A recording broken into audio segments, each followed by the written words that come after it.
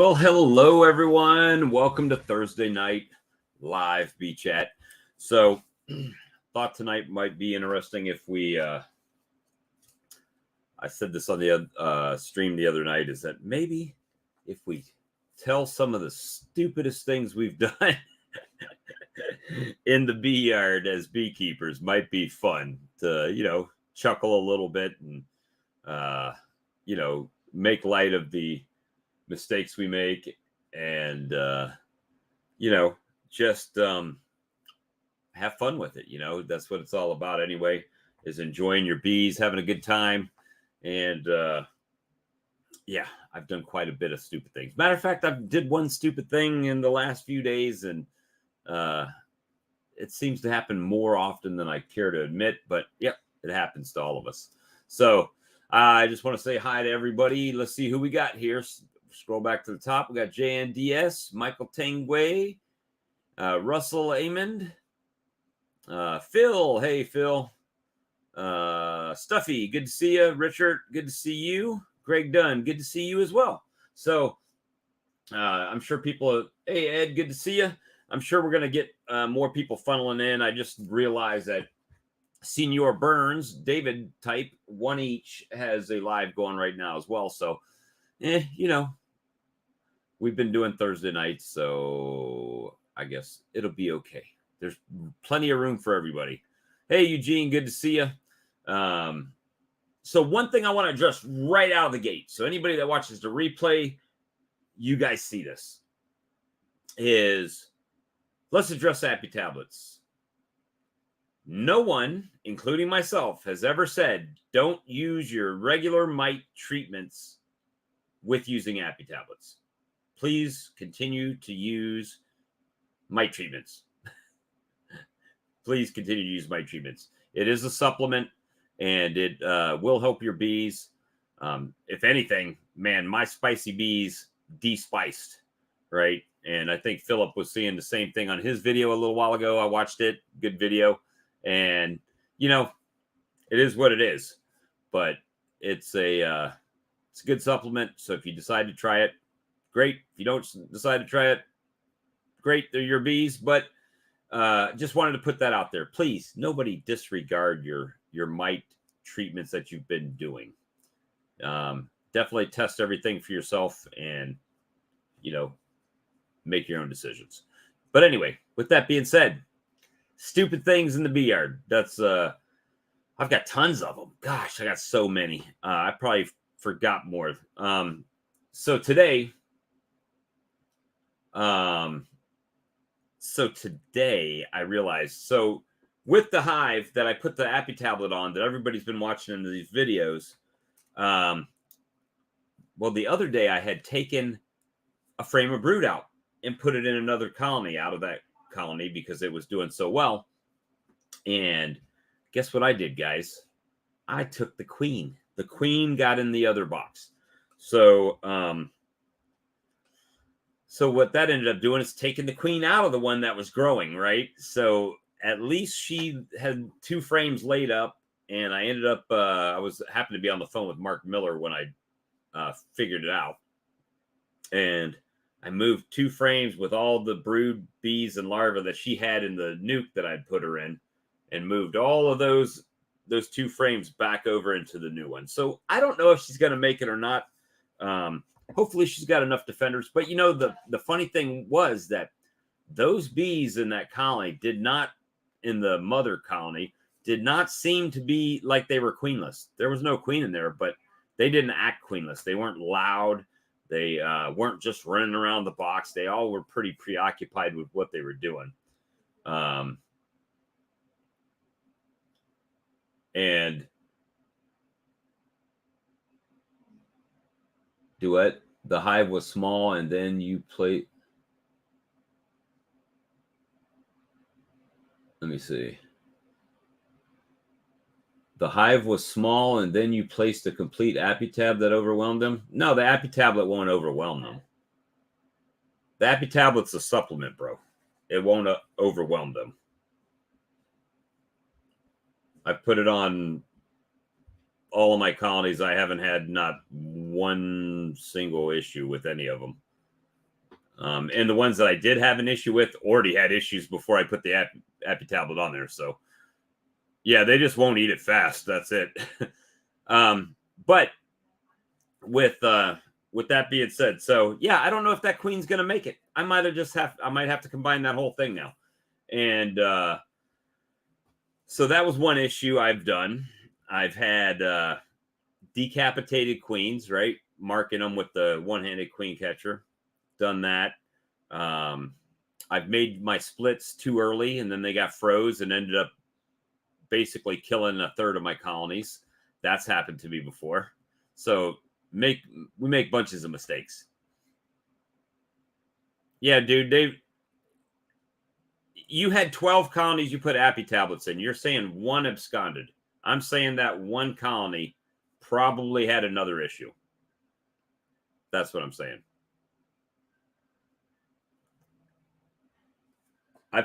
I've put it in every one of my colonies. I haven't had any absconds, any flights, anything. So I don't know what was going on with that colony, but I'm pretty sure it was probably something else.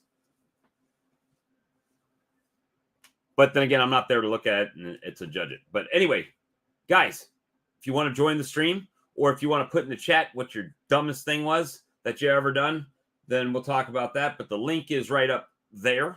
If you want to join the link and come in, we can talk about whatever and figure things out. But otherwise, this could be an extremely short video. And my wife is going crazy in there, talking all loud, so you can hear her hollering or whatever she's doing. So let's see. Hey, Grayson, Jeremy, good to see you. Tar Heel, good to see you.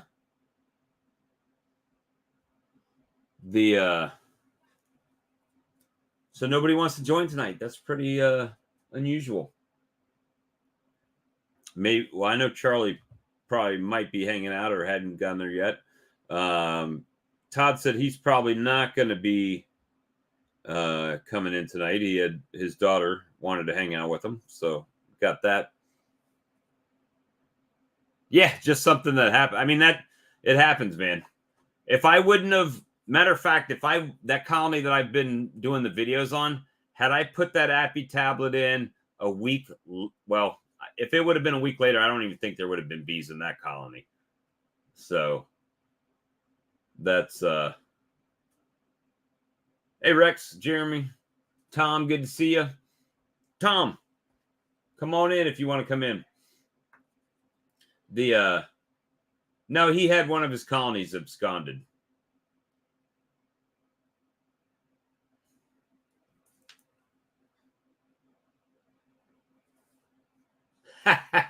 My dumb thing is wanting more and more and more hives.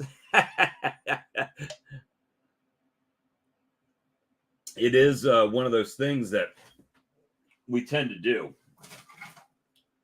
And then we figure out, oh, well, that's something that we got to figure out what that golden number is we want to be at.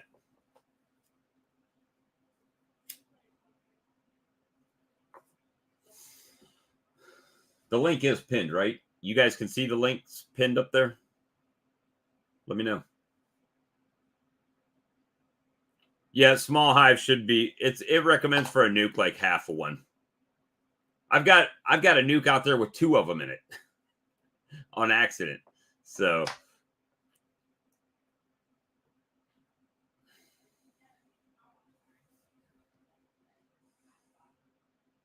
man, 20 stings to the ass crack. Didn't have a belt on, bent over to pick up a box. Oh, Mort, the brown starfish got you. You got it in the brown starfish. But shoot, man, today was a day at work too. I worked. I literally got home at like 6 something, or right at 6, probably a little after 6 by the time I was done with dinner. But man, it was just a busy day today.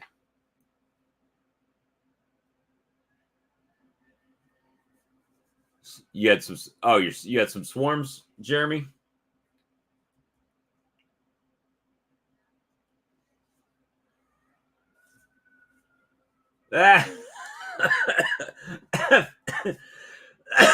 Philip got stung on the berries. have a. There's Tom. Well, hey. Oh, you're muted, Tom. Can't hear you. Oh, there you go. I hear you now. What's going on? Oh, I'm getting feed ready, feeding the bees again because I checked them 2 weeks ago and most of them were good, but a couple of them got a little bit lighter. So I'm refeeding them again. Took all the See, winter stuff off and started back up. that's kind of where I'm at. I'm just like, I think they're starting to backfill, but I don't really want them to backfill all the way. So I've just kind of paused, you know.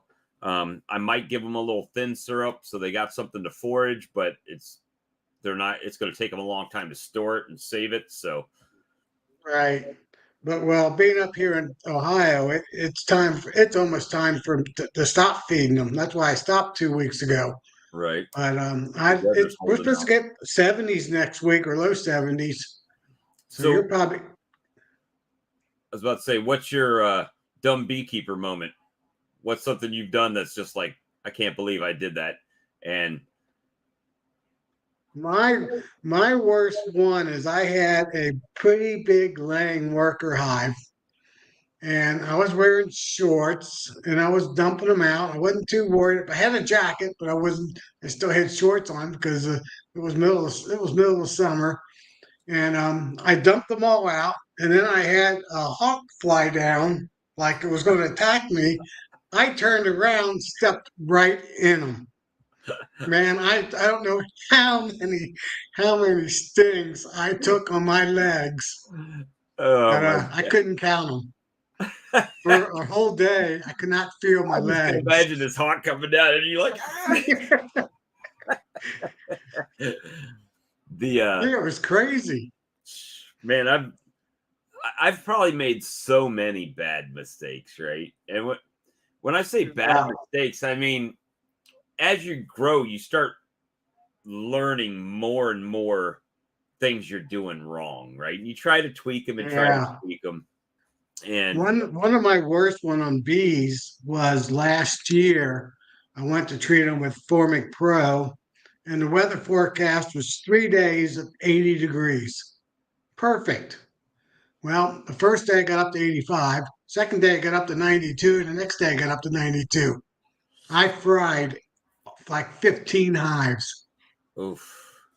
I've Yeah, never used Formic Pro. I've heard that, and that's exactly why, right? Because they'll say, "Oh, it's going to be 72," and next thing you go out there and it's 85. It's just hotter than what they say it's going to be. And yeah, I've done that. I think one of my biggest issues when I first started, and it took me till my fifth season to really start sinking in. Too much room. Too much room looks like, right? So yeah. looking at Yep. Ian and these guys, and you look at their colonies, they always have tons and tons of bees on a colony. I mean, they're on every frame on the top, right? And I started telling myself, when my bees look like that, that's when I add the next box. I know everybody says 80% or 70% throw a box on them, right? But I find that is probably true when you have drawn comb. But when you're trying to draw frames out, if you throw that other box on, they just kind of move up in the middle Straight up. Yeah. and they never get those outsides. So let them stay in that one box longer to make them build out to the sides and then Right. put it on there. And that seems to have helped. And then in reverse in the winter, right? Shake them down, take boxes off. Don't leave this big. I still got some big towers, but they got a lot of bees in them. But you know what I mean? Right. But make sure that whatever size colony they are, they're in that size box, Right. especially this time of year. And And I really think the magic bee box size should be like 9 frames. I think 10 frames is actually a little bit too wide because a lot of times they'll go, that 10th frame doesn't get touched until it's packed. 9 frames in a feeder. Yeah.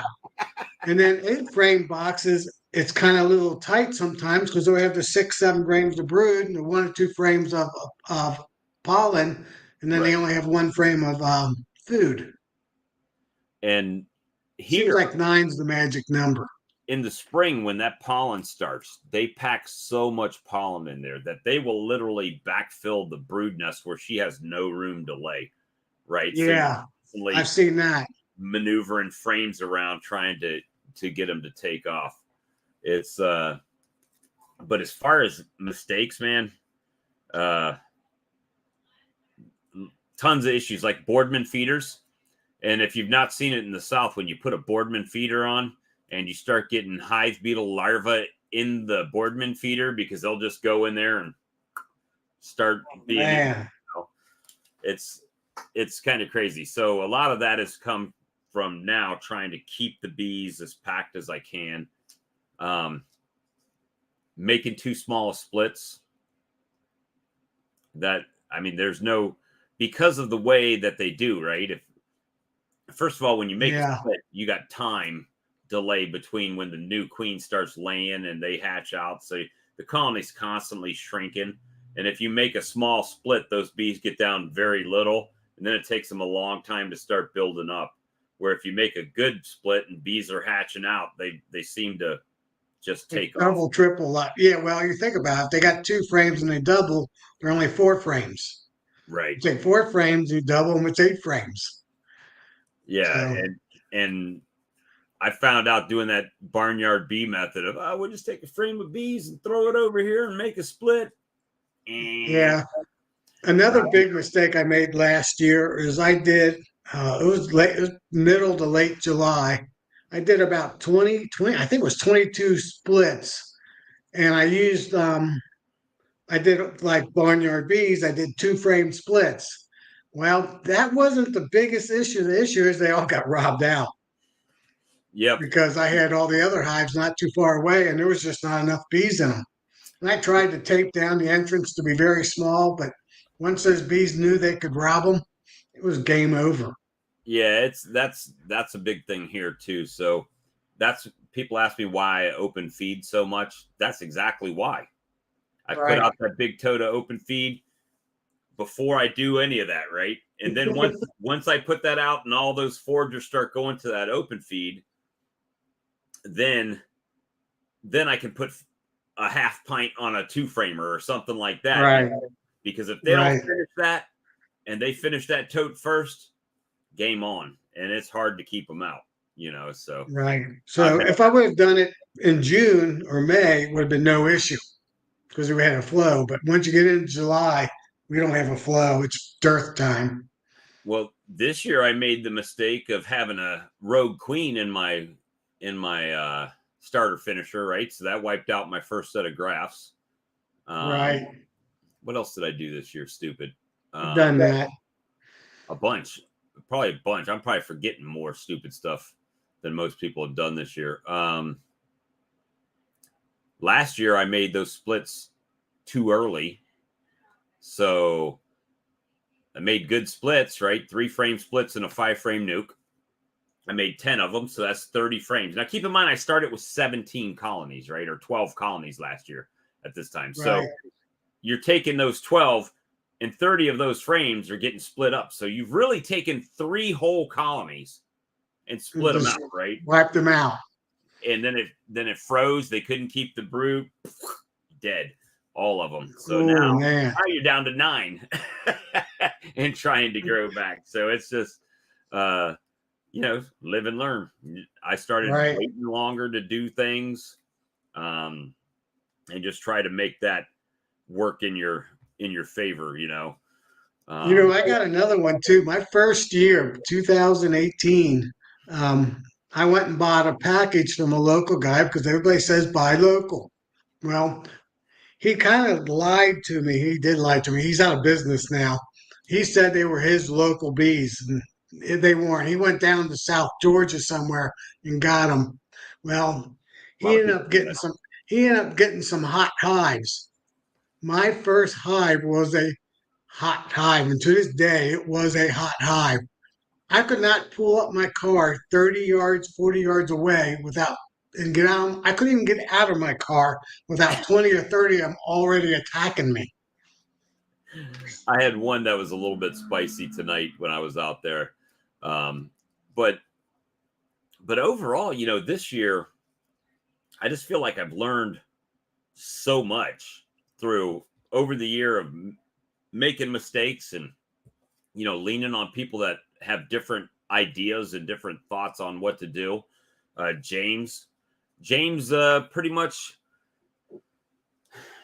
he didn't really tell me anything I didn't know other than the grafting, right? I had never done that. But as far as the way my colonies were and everything, but what he did was kind of bring me back to the basics, right? We have a habit of, okay, I know this, I know this, I know this, I know this, and I'm over here. But you always got to still go back to the basics. That doesn't change. Basics, right? yeah. So learning that was actually that's a big lesson, because I think we sit back and we look, we're like, man, I just don't know. I've done this for 5 years. I keep getting the same results every spring. I lose this many. This happens. What am I doing wrong? And this year was the first time that I put straight heavy syrup on them. Just here you go. Right. And it's putting weight on them, but now some of them are starting to backfill it up. And I'm like, oh, okay, we're going to stop for a few days and let y'all munch on some of that, Right. Will your bees still swarm this time of year? I haven't had one this late, knocking on wood, but I have gone out. Last year I went out and people were at a Christmas party and I was pulling bees from their tree. So they will swarm down here. Okay. So, I've caught 2 this past week, but those were mite issue hives. They weren't typical swarms. And that's a huge lesson I've learned this year. Huge. And I've learned it from a second-year beekeeper. Wow. So don't think that just because you've been doing this a long time, you can't learn from somebody else, right? So Chris. Well, yeah. Chris, the bug man, Chris, he kept saying, nah, you got to use these oil bottom boards. You got to use these oil bottom boards. I'm like, man, I ain't buying them oil. I'm not doing it. And he brought me one, and I saw all the beetles dropping in there, and I'm like, okay, all right, I'll buy some. And man, those things. That's some beetles. Well, it's the stressors. I think when I say stressors, it could be mites, it could be beetles, it could be whatever, wax moth, whatever you want to call it. But those stressors if you got a spicy colony, guaranteed, most cases you go in there, there's something bugging the shit out of them, whether it's mites or whether it's beetles or whether it's wax moth or whatever. There's something happening. Or even at nighttime, if it's a possum or a skunk, right, something's bothering them. Aggravated. And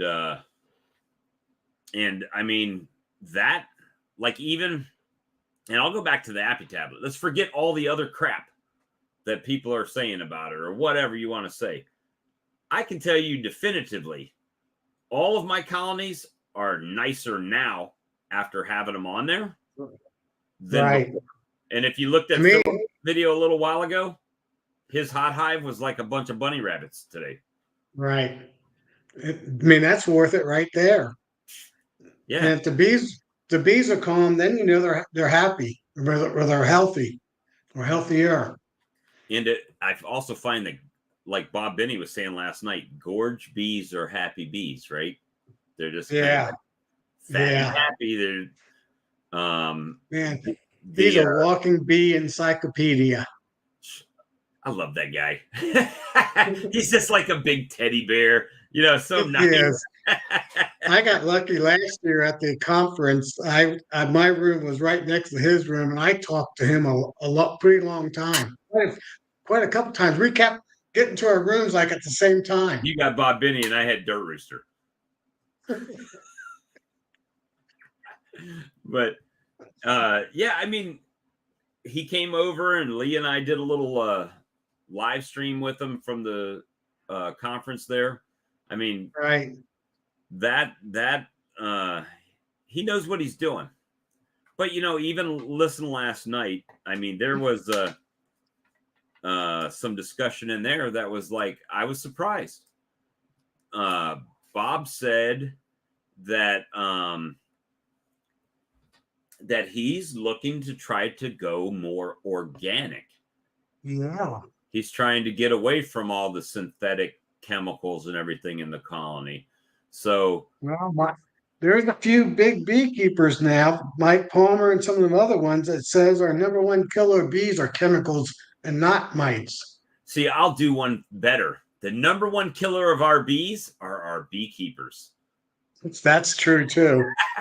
Well, to a point. I include myself in that equation, because I know I've done some things that's like, man, if I wouldn't have done that, like even today, great looking colony, did all this work to get it spun around, get it back in the right direction, and then Dumbo pulls the one frame out of 10 to move over that's got a queen on it. Right. So I went in there, they had a couple cups. I knocked them down. They only had 2 cups in the whole thing, knocked them down.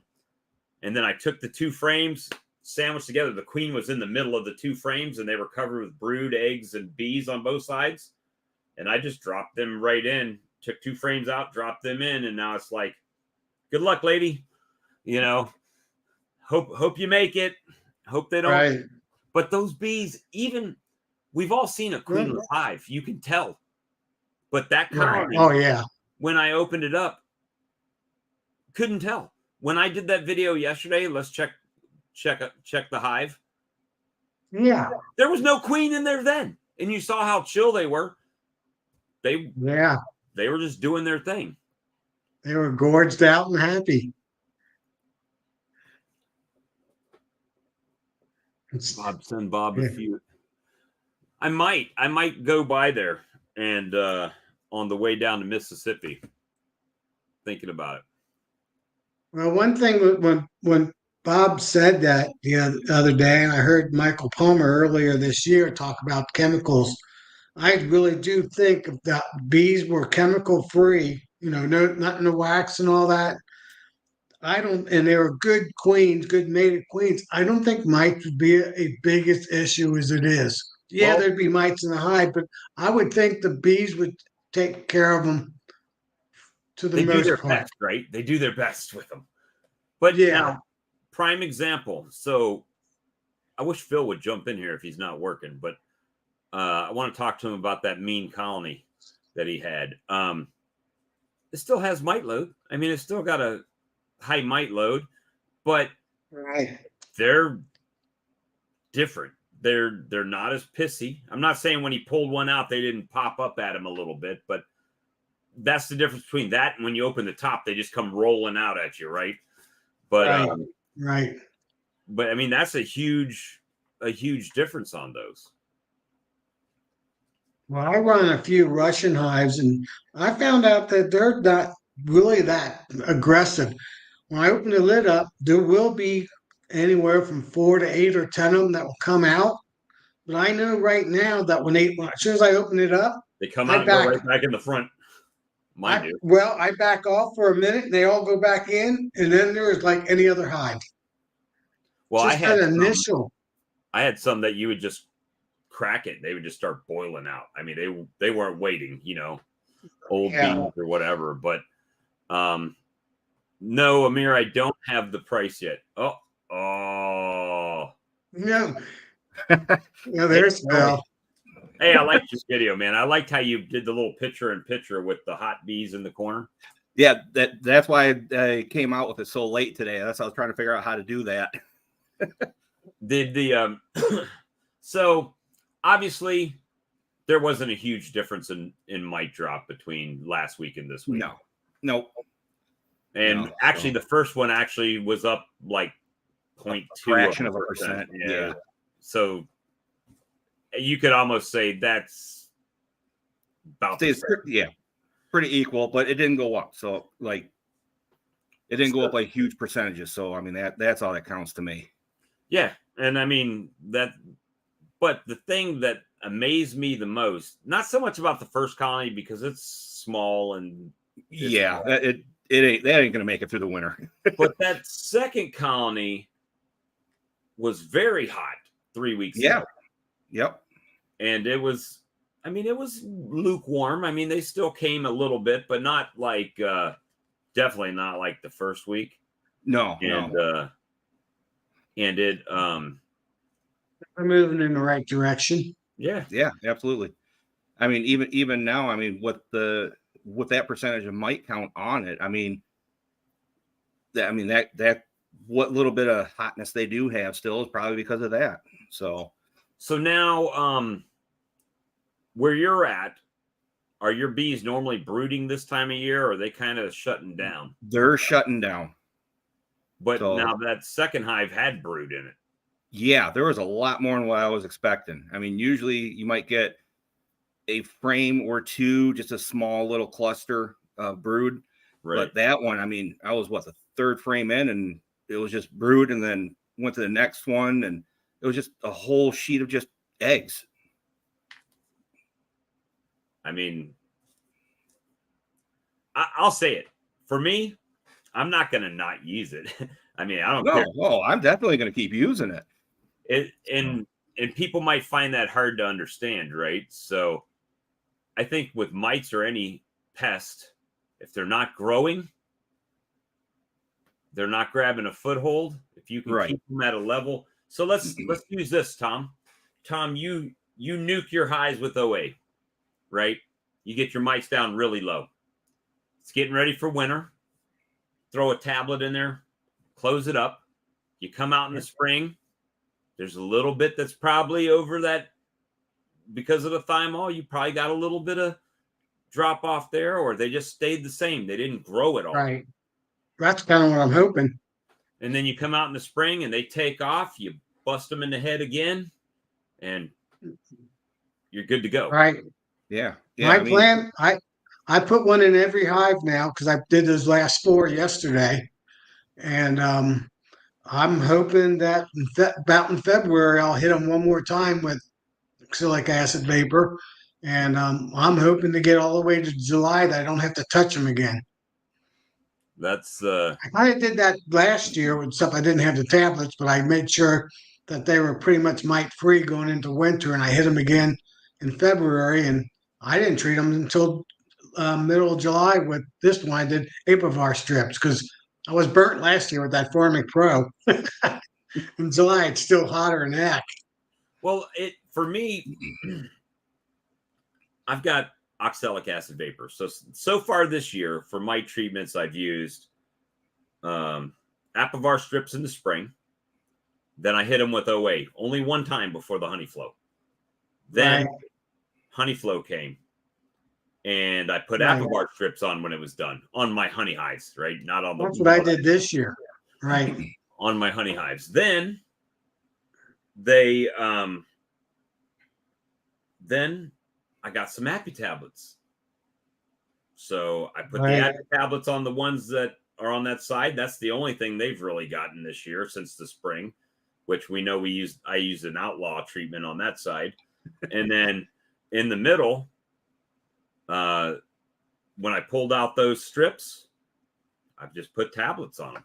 So someone said something here. Phil, do you think most of the thymol may have gassed off by now, causing the steadying off of the drop count? It's hard to say. I mean, without knowing how those are made, I don't know.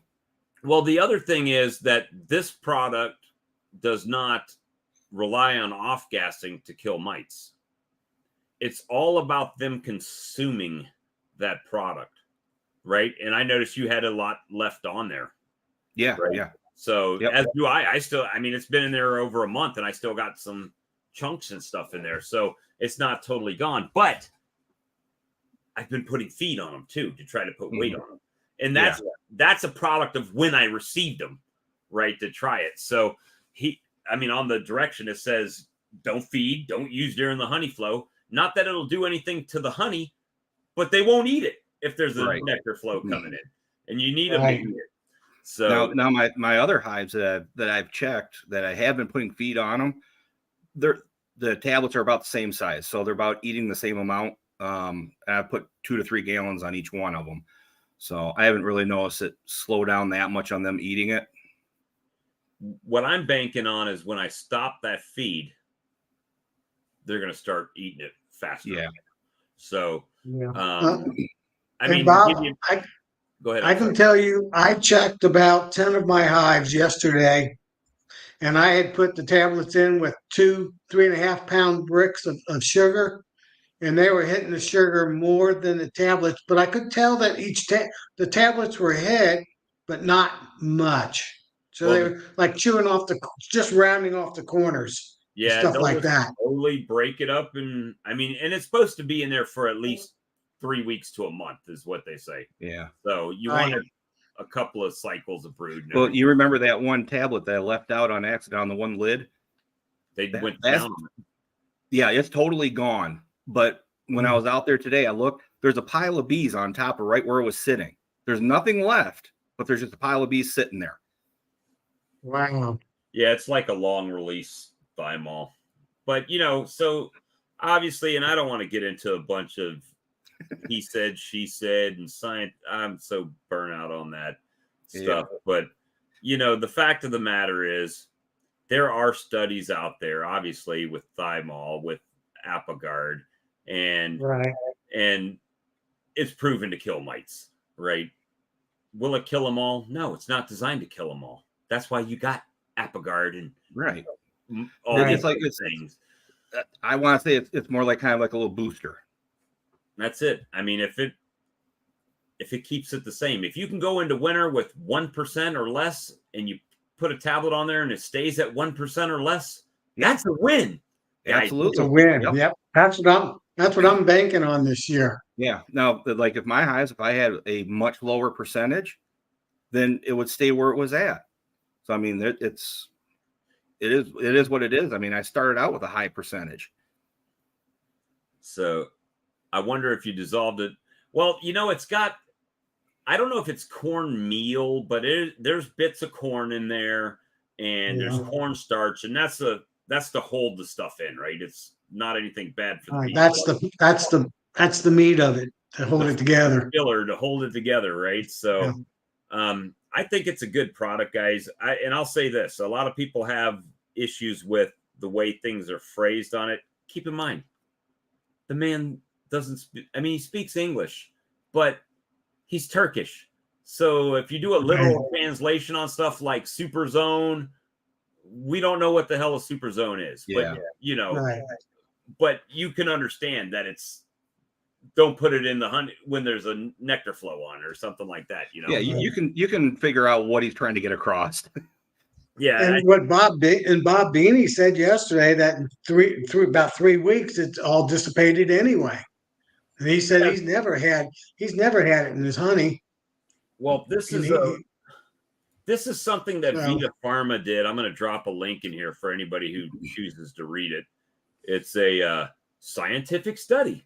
Actually, it's not. It's an exemption from the EPA on the requirement of a tolerance for thymol. So basically it says you can put as much thymol in the colony as you want to, because any residual in there would be less than you'd find in a lime off a tree, right? So they're saying it's not harmful and anything like that. So my thing is, with anything, if you're using research as references, then you can deduce things. Like Hive Alive, we talk about it a lot. I've never used it. I don't have a problem with the product. I've never used it. It was always a financial thing for me, not a problem with the product. So, I went to their website, and on their website, one of their people says, I'm noticing mites dropping, but they don't say what the percentage is. We know that it's 9 grams of thymol in a tablet, and it's a 70-gram tablet, which is probably, it says 60 to 70 grams. So that's 10 to 12% thymol. And even Apogard doesn't say, well, this is 21% thymol in here. Who knows? I think it's, quite a bit higher. Nobody's ever said, well, it takes 3 grams of thymol to kill a mite. Nobody's ever said that I'm aware of. Nobody's distinguished it that, right? So, I think it's a good product. I'm going to keep using it. A lot of people have have bought it and they're trying it, and hopefully they put videos out and of their experience, good, bad, or indifferent. That's what Mehmet said on the thing. Hey, let us know how it worked for you, whether it was good or whether it's bad. Tell us. Yep. Right. That's why I kept posting mine. It's like I didn't know what the results were until after I videoed it. So I think where the confusion is where people were posting videos like myself of mites dropping, but it's not classified as a mite treatment. So then it's like, well, is it a mite treatment or is it a supplement? And they're marketing as a supplement. So it's a supplement, but it kills mites. I mean, you'll get a drop. Got a bad side effect. Terrible. It's terrible. That's a terrible one. It's we can't be killing mites. Well, that's not moral. I kind of in principle understand what people are saying. That it's kind of that gray area, right? I understand the law is what the law is, but when you got an exemption of how much you can put in, and you put it in, and if you die here and there, then you're still within the law. Right. But you're kind of skirting the limits. I understand that. I can see that. But my thought is you can't hold one product to that gray area restriction and then overdose on OA. Well, and how many people do 1 gram of OA? Right. Nobody. How many of them are using Appy bioxyl? I'm just saying. Be on one side of the road or the other. That's my only thing. I don't care what you feel about it. If you say, as far as I know, Brian, all of the ingredients in there are essential oils and corn. I mean, corn and cornstarch. I don't know what else is in it, but because I don't know the blend of oils. But, there's like 100 different thymols. Did you know that? There's 100 different types of thymol. Yeah. So yeah, I mean, even like yesterday, Bob Binney was talking about doing the thing for European foul brood that people are testing. Doesn't mean it's approved.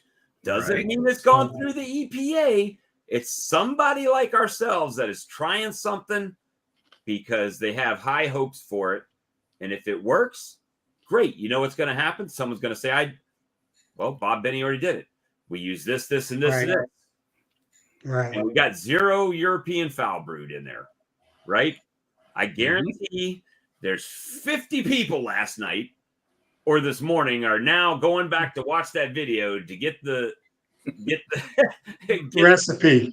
Right? Get the recipe. 100 millimeters of this, 100 millimeters of that. And that's fine. I don't have a problem with that. But you can't say, oh, you can't do that over here, but we're going to go ahead and do this, right? That's my only condition. And other than that, I mean, I thought Bob was funny there because he kind of goes, well, I typically don't do experiments, but then he goes, well, I did this experiment and I did some more some years ago. So it's like, yeah, you do. Well, I mean, at the end of the day, we all want the same thing. We want save the bees, right?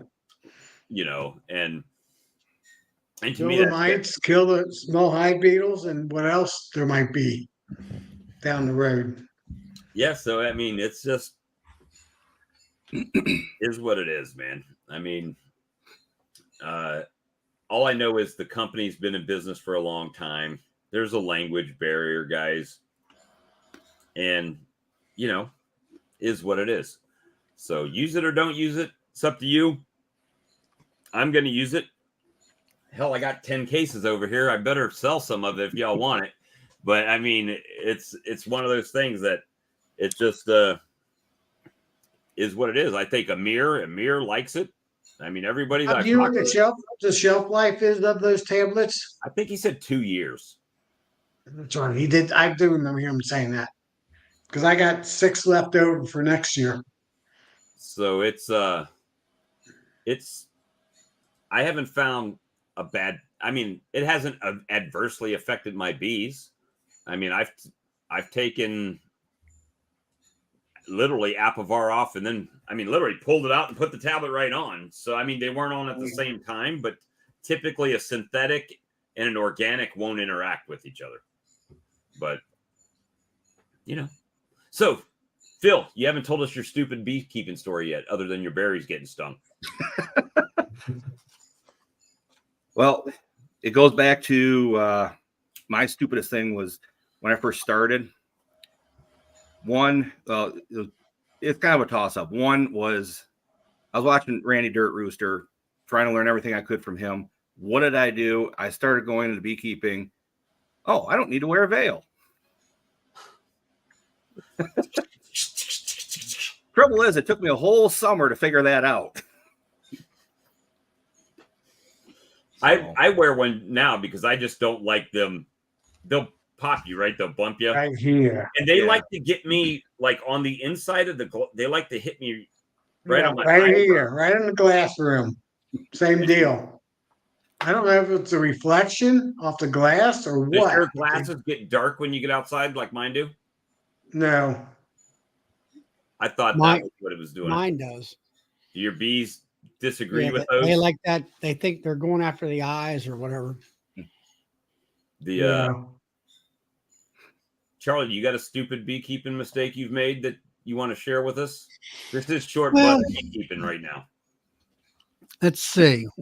Way back when. I can't say that. I'm sorry. It's the biggest beekeeping mistakes that we've had in the bee yard. I was told that was politically insensitive. What's that? I didn't. People that ride short buses. Oh. Sometimes I identify as a short bus rider. I'm just saying. I guess when I first started out, a queen got up into the supers, the honey supers, and I didn't know what to do. It's like I just pulled the super off. I don't know whether it was a honey super, it was just a super full of brood. Shook all the bees out into the hive and just stuck the box over off to the side, and then a week or two later, of course, the brood's all dead. Mm-hmm. And I had my friend Lloyd, and of course, he's got 50 years worth of experience. And he said, well, why didn't you put a queen excluder underneath that and let the brood hatch out? And I'm like, once he said that, I'm like, duh, it's like stupid of me. And then I guess the most recent mistake I made was, and I thought about it before I put it on there, and I didn't heed my own thought warning process. Was that I had a single 5-frame nuke box this year, deep with, a nice cluster of bees. Ed. He said, I'm special ed. They made the bus for me. And so I put a single pad of Pharma Pro in there, and it just about killed the darn little hive. And but that hive's still up and running. I still got the queen, but it really did knock the heck out of the bees, as far as the worker bees and stuff like that. So don't never do that. I did that. I worked for a whole month on this this colony with the Appy tablet, and I was so proud of the turnaround. And then guess who screwed it up? This guy grabbing a frame of brood out of there. I looked both sides, didn't see any queen, put her in the other box, and I moved the queen out of the mother colony to a nuke, and she was doing fine over there. She laid up 2 frames in there. And that was just here recently. That was just this past weekend. Yeah, so I go into the mother colony yesterday. They don't act queenless. They're not roaring. They're not loud. They're not mean. They're just chilling, like they just smoked a bowl, and they're just like real chill. And so was the nuke. I'm like, oh, okay, well, everything's good. And then I started going through frames today. I'm like, there's a cup. There's another cup. And there's a larva in there. So I smashed those down. Dumb. And I happened to be, I was on the phone with Mark Miller at the time. I said, Mark, I did the stupidest thing with this. And he said, well, you can combine it with another colony. I'm like, no, not going to do that. Not at this point. So I took out the 2 half-drawn frames that were in there, took them out and put them in the nuke box. And then I took her 2 frames of brood and eggs, and all the bees were on those 2 frames. And she was in between the 2 frames. So I took them both together and put them right together. So all her bees were around her to try to protect her. So we'll know in a day or so. We'll probably know tomorrow if, in fact, we are queen right or queenless. Now you probably took both of them from that one and just moved them back over. So now that one's got 2. Well, I would say, Bob, you're fine. The 2 frames will protect her long enough. Long enough for them to say, oh, there she is. Yeah. Pharma's home. You know, Charlie mentioned about queens and super. My second year, I think I had 12 hives. And I was watching Mr. Ed, Jeff down there, and he says, I never put queen excluders on. I run 150 hives, and I might get 10 frames total with there's brood on it. And I go, well, it sounds like they don't go up after 2 boxes. Well, I think out of my 12 hives, 9 of them did. He said, so, well, Mr. Ed last year said he's not reversing boxes anymore in the spring. He just lets them go. He doesn't use any treatments. Not at all. Right. Not, either does. Yeah, but you know what he does? Not at all. He does shelter every one of them. Every one of them's underneath the roof, underneath in some patio. So I they don't get rain. They don't get rained on or anything like that. Well, I think he does that because of the hot sun down there. Yeah, extreme heat. But on the other hand, you know, he doesn't do all them different things, but he's always capturing he'll capture what, 30, 40 swarms. Yeah. He says he loses 30%. He refills them with the 30% with 30 swarms. Possibly. You know. Yeah.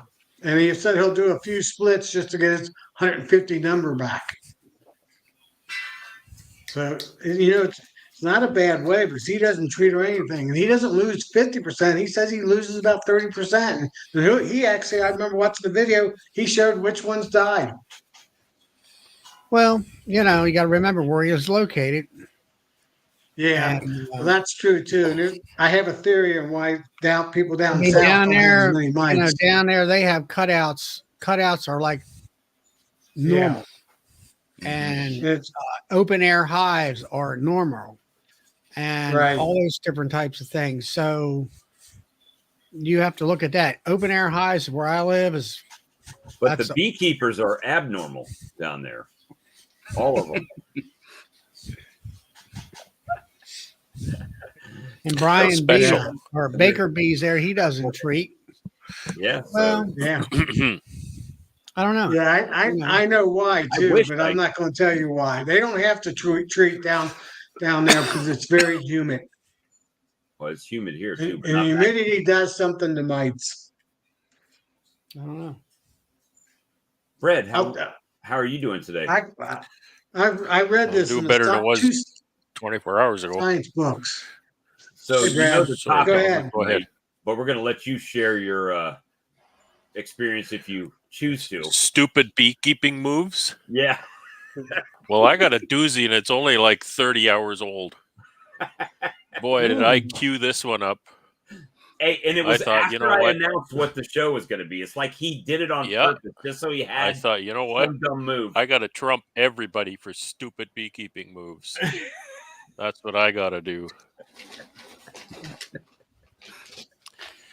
Well, it all started out on Tuesday. Went to Winnipeg and among other things, I hand bombed on 800 pounds of sugar, almost 900 pounds of sugar on my truck. Got to mix a bit more sugar for the ladies, and this is the whole story. You may have been following my vlog, but bees need a little more feed, so I got to mix up about a half a tank.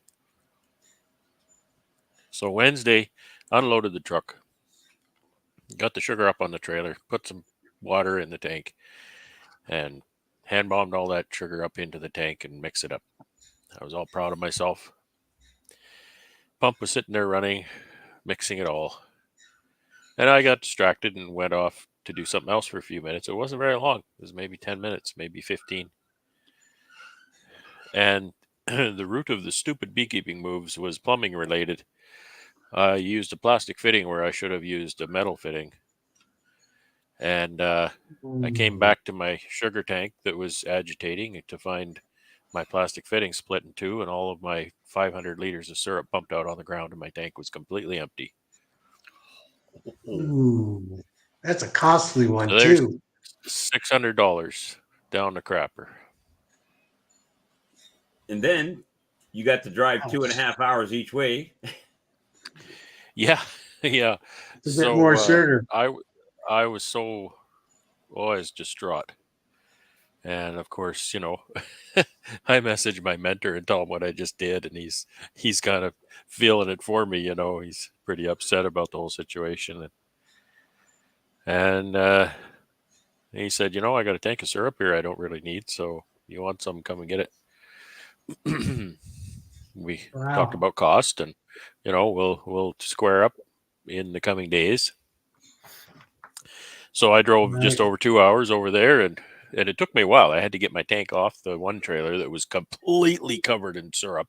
I wanted to leave it here too because there was syrup all over it. I thought the bees might help themselves, but they didn't really touch it. It wasn't that warm.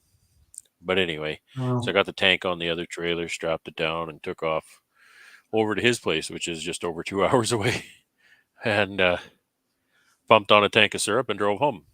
So that it was a pretty long day.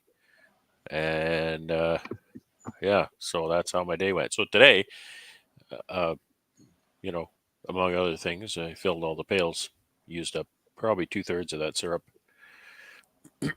So that's dumb beekeeping move, using a plastic fitting in a situation like that. And it'll all come out on video this weekend.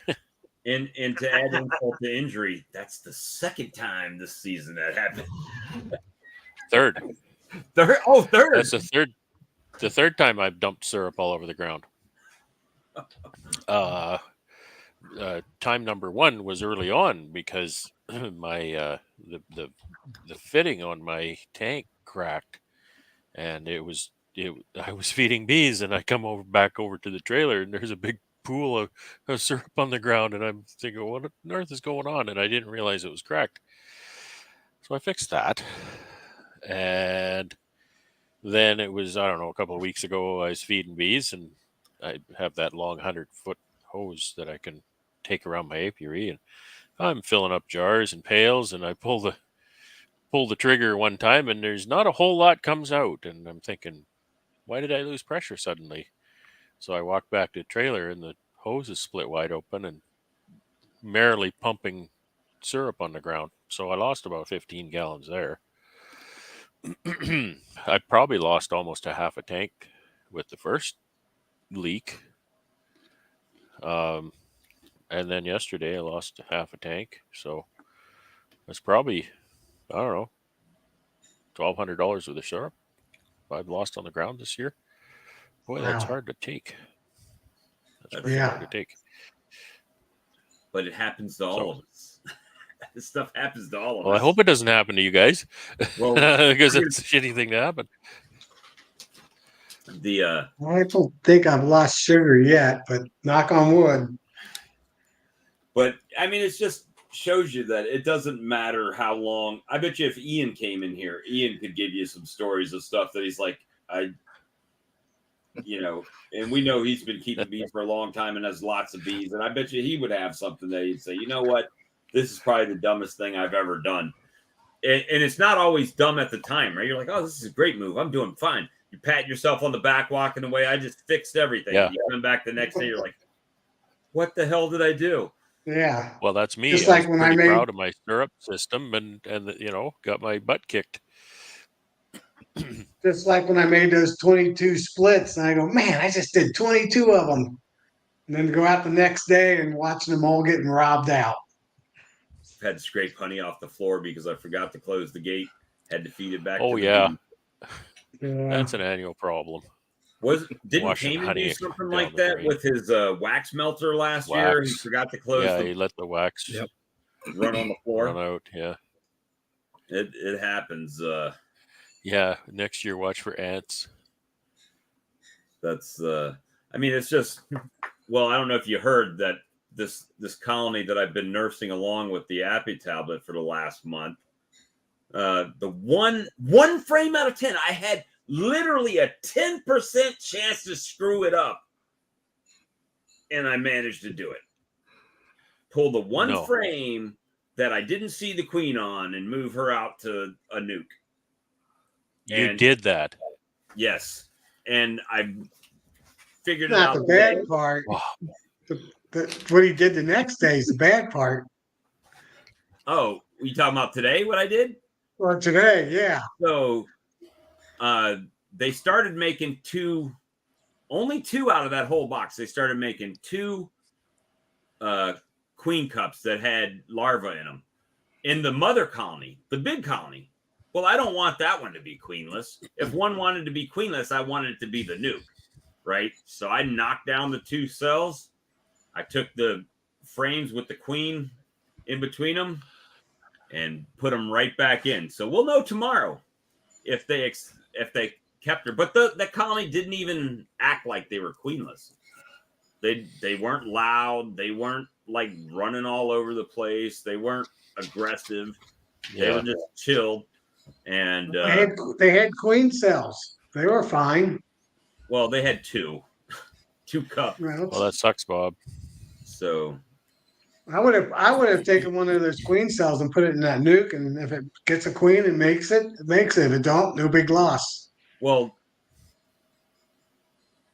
But too late now. you don't want any more hives.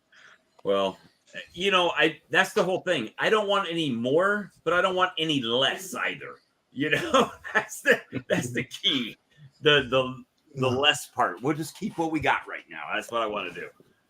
But we make mistakes. Let me see, Bob. When you open hives up, were the bees all over those tablets? Not mine, just some bees.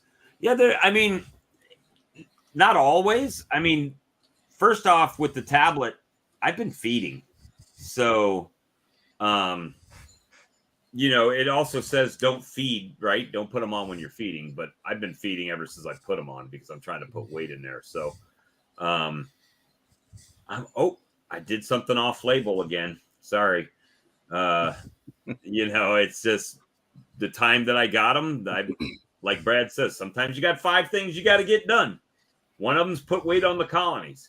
So, but yeah, there's usually a few bees chewing on it right now. It's not like they're supposed to last a month in there. So, I mean, if they last longer, good. They don't.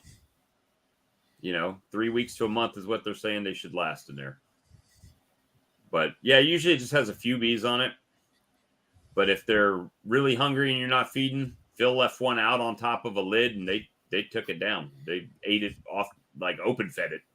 Yeah. So, No kidding. yeah, they just wiped it out. Yeah, it just means it takes them a little bit longer to eat it. Not a big deal. I forgot to turn the heater off in my drying room and melted 10 supers of wax and honey on the floor. Just melted them off. It must have been a hot room. But yeah, it's just been one of those. Today was a very long day at work. I ended up having to go and treat a bank.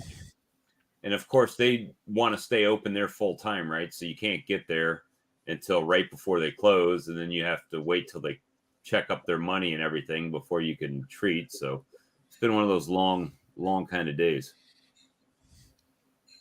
Earl open fed 2 pucks to his. I just posted something I did kind of stupid this year.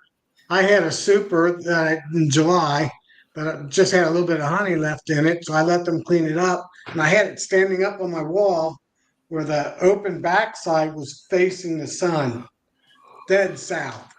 and You I had your forgot open it, left backside it there. facing the sun. Yeah, so it was standing up, so the frames, so in the full Is that sun usually a moon? basically, or at least half of it, and it melted that wax right down. That's how you get starfish burnt, stung. That's a moon, Bob. That's a moon. An open When- backside. An open backside That's to not the a sun. sun. It's not a sun. Open That's a moon. backside, yep, to the sun. It melted it. Phil said he got stung on the berries today. No, that was Oh, on dear. the very first video I did. Oh, the very first one? Yeah, when they were real hot there. That's why I wanted to get off the video so quick. Crazy. But yeah, we're just having fun tonight, guys, hanging out. Yeah, Thursday I'm night. just feeding I'm getting a bees. good rain. Good rain The today. morning, It's been raining the like morning I that. went to our regional our bee club meeting, and I'm the president, so I got to MC the whole thing. And so the morning of that, I was out feeding bees, and I got stung in the nose. I got stung right here in the nose. That's And the worst. boy, that'll make your eyes water. Yeah, I got And I thought, Yeah. oh great, I'm gonna be standing in front of 100 people with a big red nose. I had one Inside land of right your on nose? the edge of I it. had one just inside my nose. That was the worst thing I've ever had.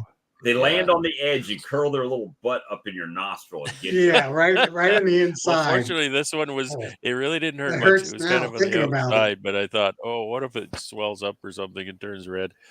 But it didn't. What you call it? Bruce was talking about he had one get in his ear hole and sting him. Yeah, Oh, boy. Ooh. I've never had that. I've had them sting me in the lobe kind of area, but not Yeah, in I've had it in ear. the lobe, Ear. too. Yeah, They get it on the top. They land like right up on the top and get me a lot. there's a lot of times I don't wear a mask until one stings me. I go, oh, I have a veil on. I better put one on. More Yeah, after the yeah. fact versus before. I'm post-active versus being pre-active.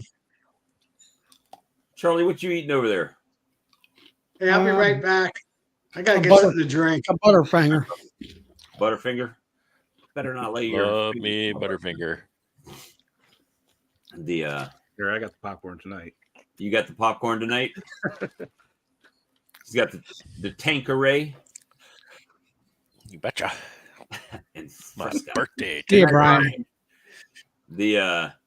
But yeah, it's a kind of been a you know what, I'm just at the end of that season, right, where it's just winding down, and I'm like, Yeah. just sigh. And I don't do near as much work in my bee yard as like you do, Brad. I mean, It was a long day today. Started out, I had a meeting this morning, so I spent a few hours on that and then got out to the bee yard. It was a really fun day, though, because wonderful visitor. Carrie actually came out. Carrie came out and she treated all my bees with OAV. I wanted to tell you that. Have her come on. Yeah. Well, I mean, it's a long drive. She's still driving, likely, but so I did feeding. I fill in jars and pails and everything while she was doing the treating. Well, I got her set up and I ran to town to get repair parts for that syrup plumbing, and I got galvanized steel fittings this time. Aren't you proud of me? Upgrade. Yeah, upgrade. Break this, damn it. Yeah. So it won't break there; it'll break somewhere else. Anyway, so we worked at that, and so it was kind of fun to. It is nice to have someone else in the yard with you. Yeah, we got to kibitz quite a bit, but with when she's doing away, I can't be near it, and she's wearing her mask and everything, so we can't visit while she's doing her work. But it was weird because I was over there and she was helping me fill my tank at what was it, 6:00 last evening, and then by 10:00 this morning or something she was here. So just kind of Then said you had 8 boxes of capped honey in a French shed with a fan on top, When he got back to it a couple days later, and the girl stole it all back with a small hole in one of the deep. Yeah. Oh, that sucks. I've had that happen. I had that happen in one of my colonies, the outyard. I got all my honey pulled all into the honey house, and I'm extracting. I get to this one skid of honey, and I start taking the frames out, and they're all empty. And I could tell by the look of them they've been robbed. And it's like, It's got all the little they flecks took my of honey. wax down. Yeah, they're kind of torn a little bit. They're not nice, the way they do when they just consume their own honey. So, oh well, there's some nice drawn comb for next year. Dennis is braver than I am. He's just about a little over an hour north of me. And if I did that here, I'd be more worried about hive beetle slime out and leaving them out. So Yeah, I don't have to worry about hive beetles until like September. And by then we get frost in October, middle of October, they're gone. Hey, a trivia I saw it today.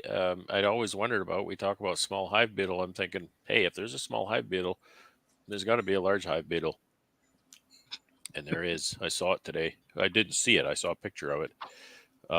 It was in a hive, I think, in Africa, and holy cow, are they ever big? They're about 4 to 5 times as big as a honeybee. They're really great big suckers. Wow. Yeah, they're huge. They're just huge, menacing looking things. Just terrible. So don't curse me. That'll be the next thing that makes its way over here. just be glad you got small hive beetles. You don't have large hive beetles. Yeah, They're really big. I'll never be asked to. If there was anything I could probably talk to at a conference, it would be hive beetles. Hive beetles. I'm pretty much an expert on hive beetles nowadays. What? Oh, did I miss another one? Sorry, let me go back.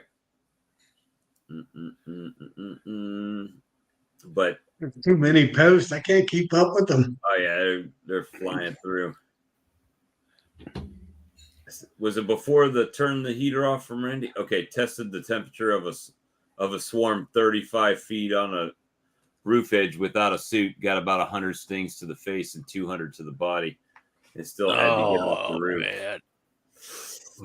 That reminds me of my under the trailer experience this year, where I took 200 stings.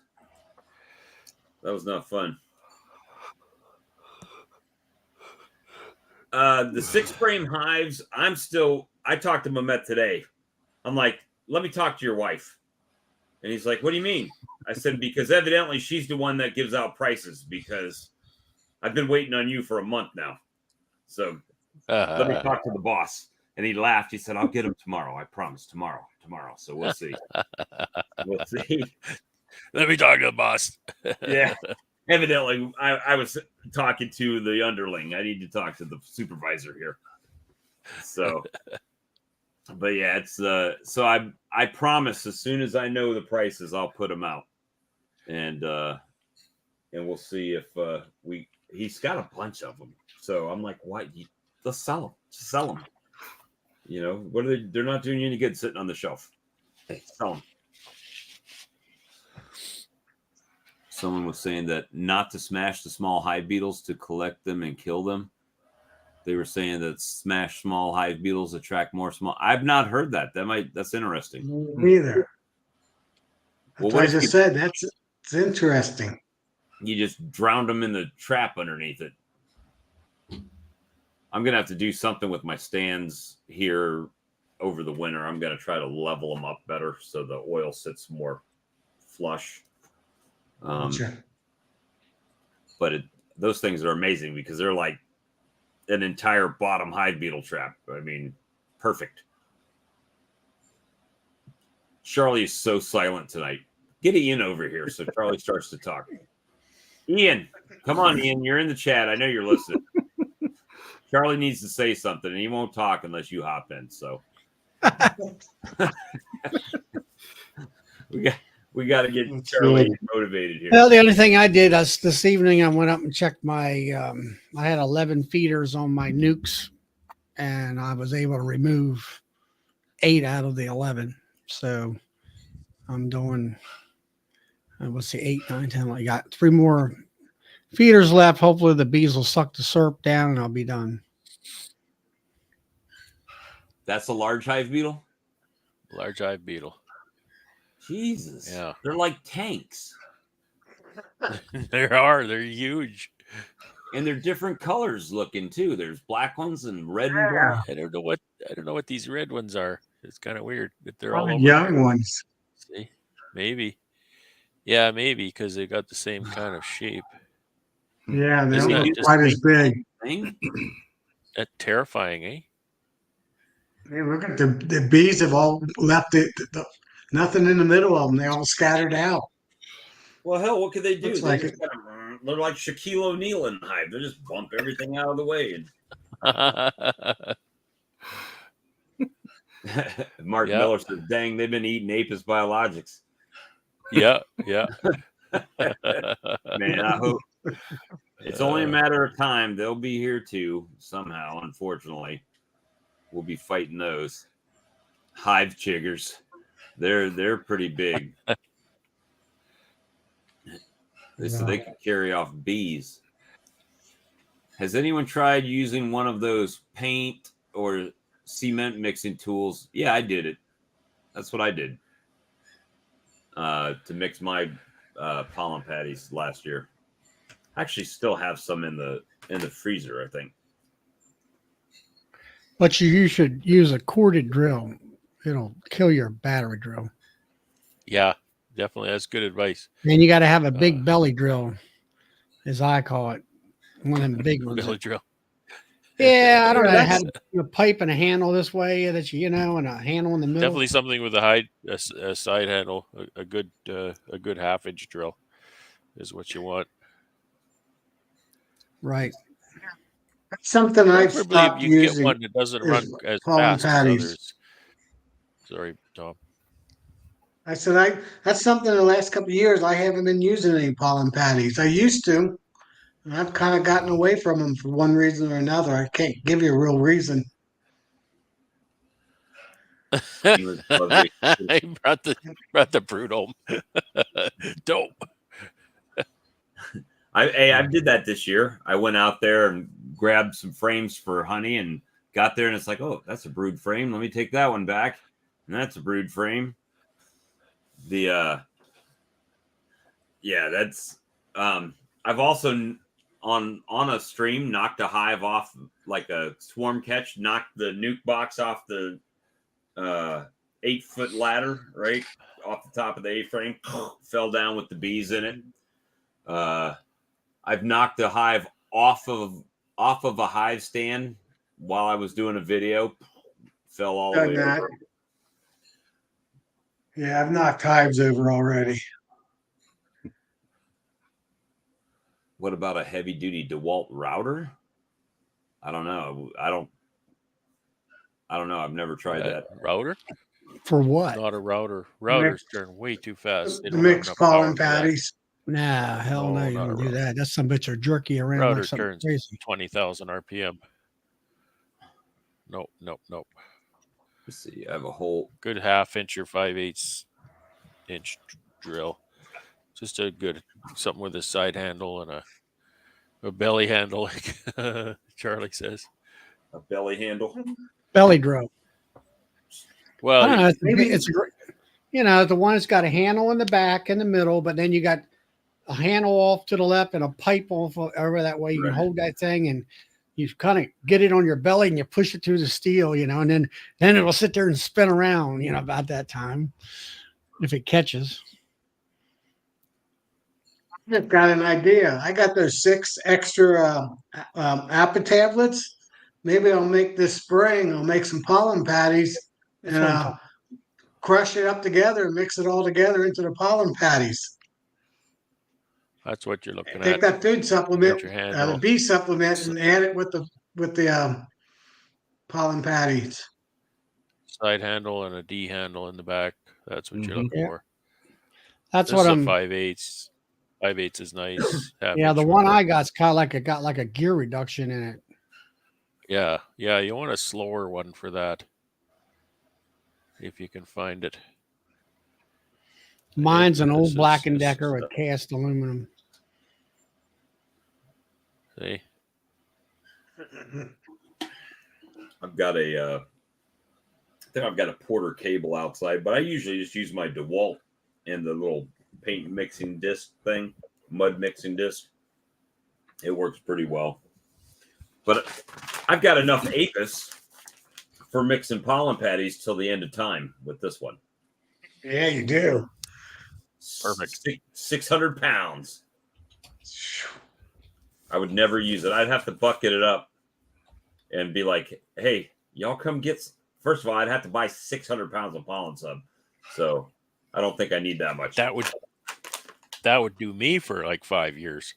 Right. Do Ian like 5 minutes. Oh, 600 pounds. it would do a half a round for Ian. Probably maybe not even that. There you go. Sell it to Ian.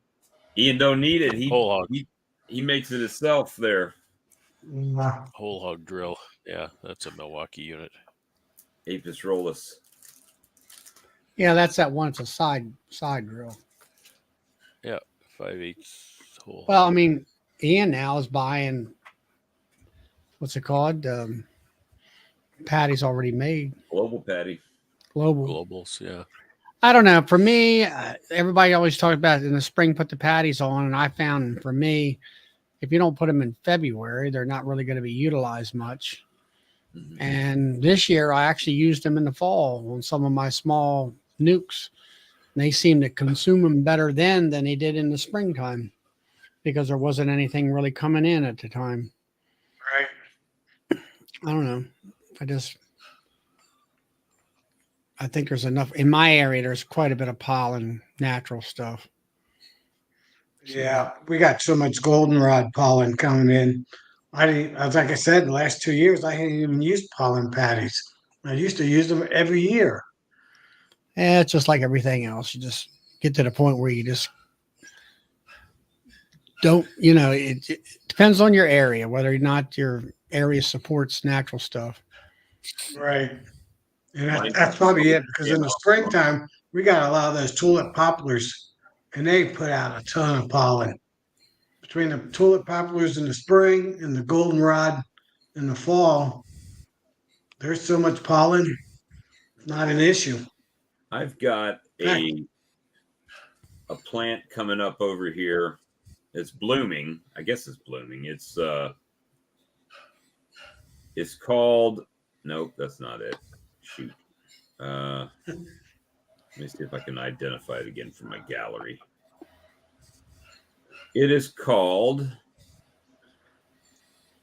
Firethorn. You ever seen those? Mm-mm. They look like that. They're like little berries. Okay. They're red. Mine are orange looking though.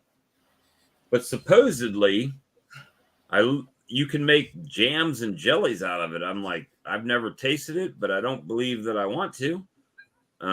It'd be my luck. I'd have the only poisonous variety out of 100, right? Again, that 10% rule.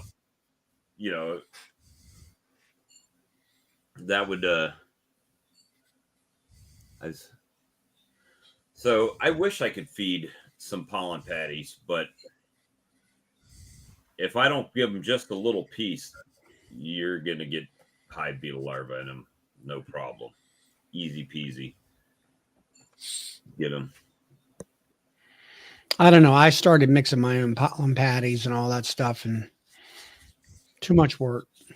Well, my mentor, we were buying, well, I say I was buying the powder of Ultra Bee, and he was buying that too. And then he's like, you know what? I just started buying the bulk box for $65, and you get 40 pounds of pre-mixed pollen patty.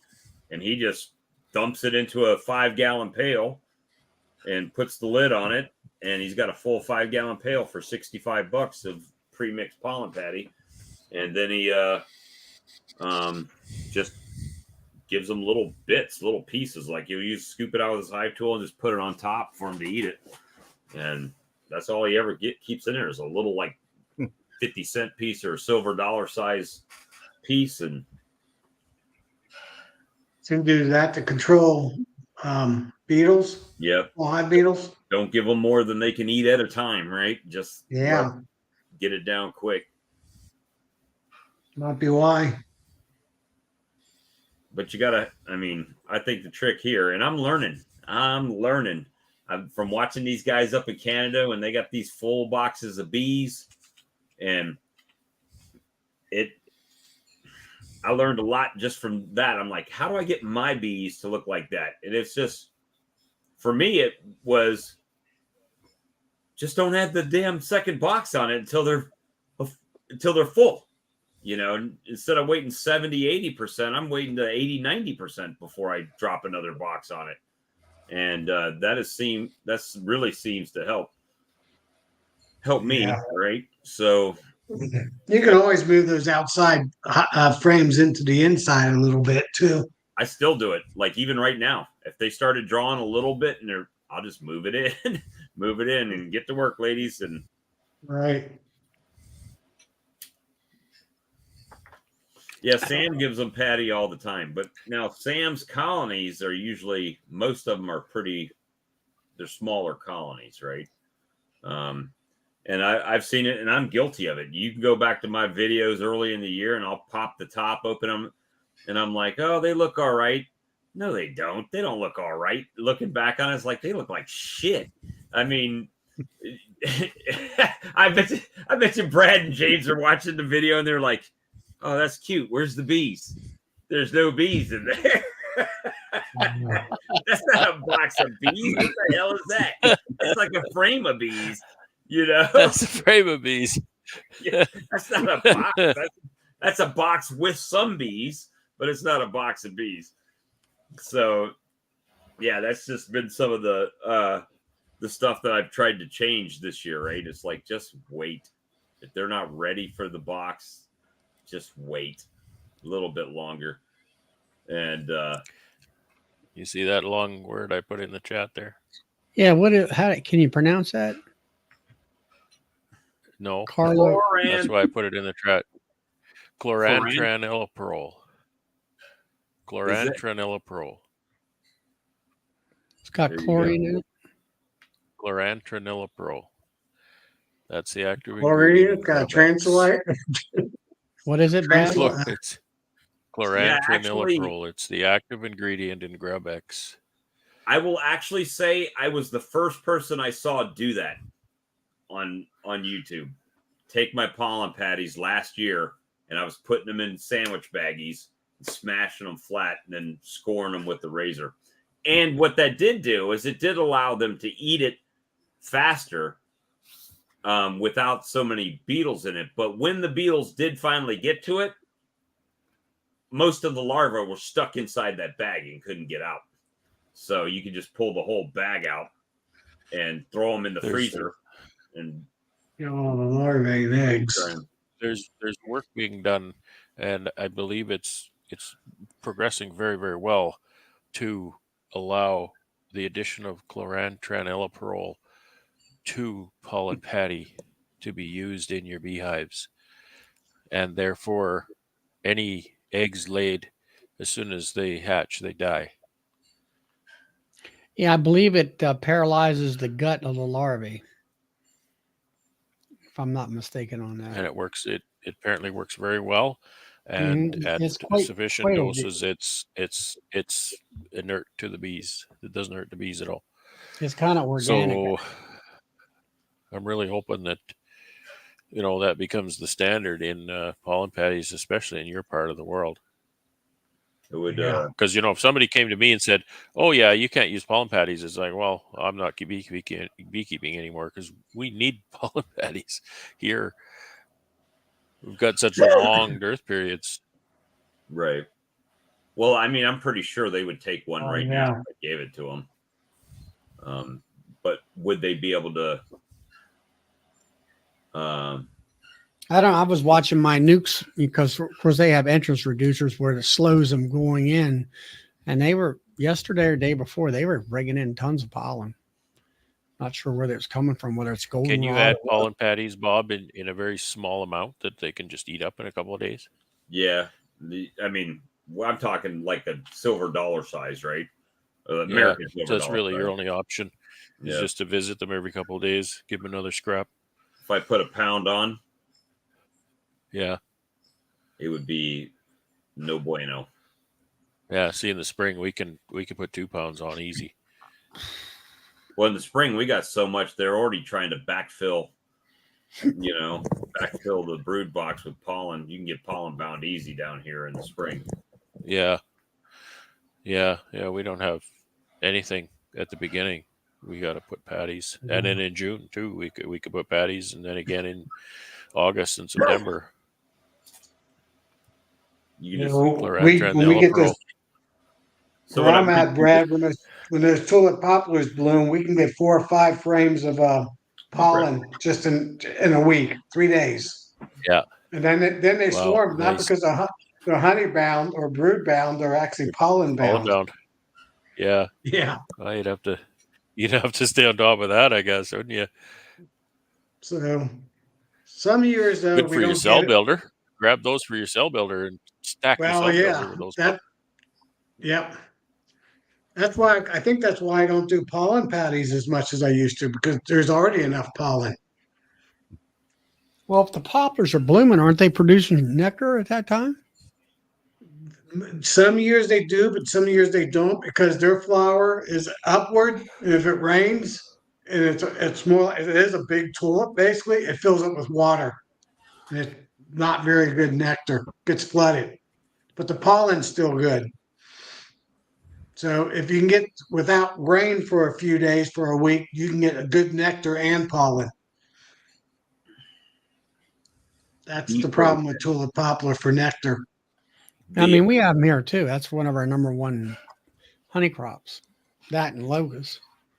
If you got Locust is our biggest. And red maple trees. Do any of you guys use dry pollen feeders? I got pollen out right now. They've been out. It's been out for 2 months and it hasn't been touched. Yeah, they never touch it up here. Mine goes. Yeah, mine don't get touched too much either. I just put it out there just in case. Usually it gets hard and turns colors on me, and I dump it out and I put a little bit more back in. I usually just put about a cup in there, right? And then when they I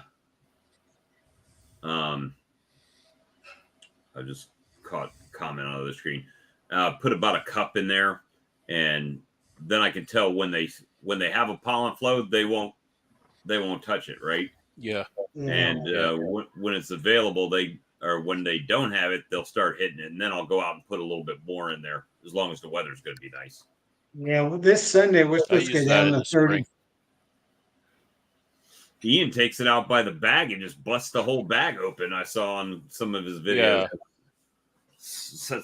Yeah, they'll take, on a good year in my yard, they'll take maybe 3 or 4 gallons in I don't know, in a few days. I'll fill that big feeder a couple times. I wonder. I'd like to ask how many bags of dry pollen he puts out there when he puts it out there. Yeah, I don't know. Because I mean, I'm going to use this quite a bit. That's a crazy video. If you haven't seen that one, you can move your hands and the bees just kind of move out of the way and go right back. It's like water almost.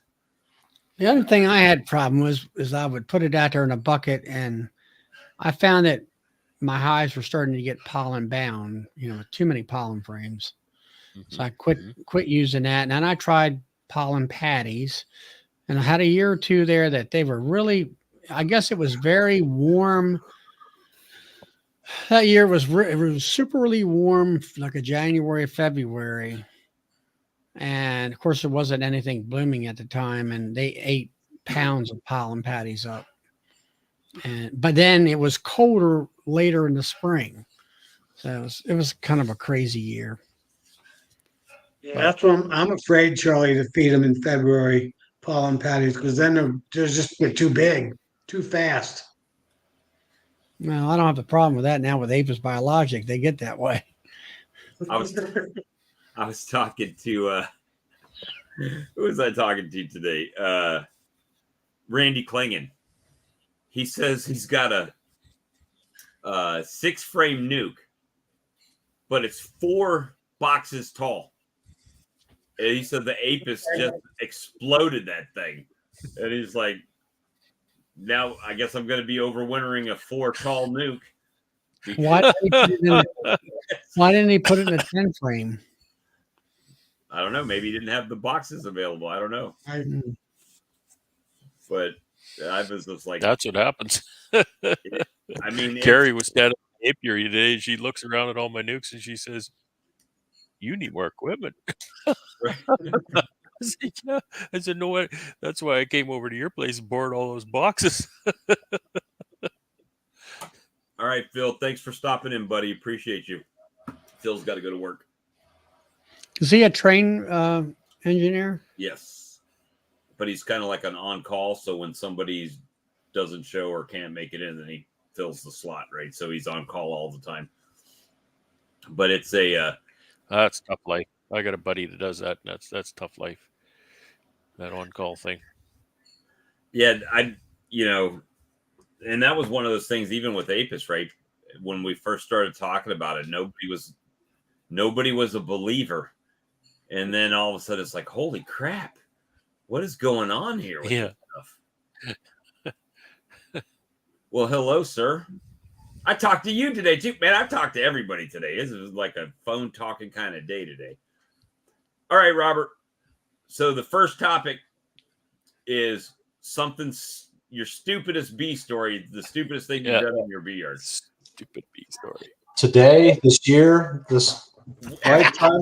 Whenever the last 5 minutes, whatever. I'd say the stupidest thing this year is I collected a swarm, and it was a really large swarm. It was probably the largest swarm I've ever caught.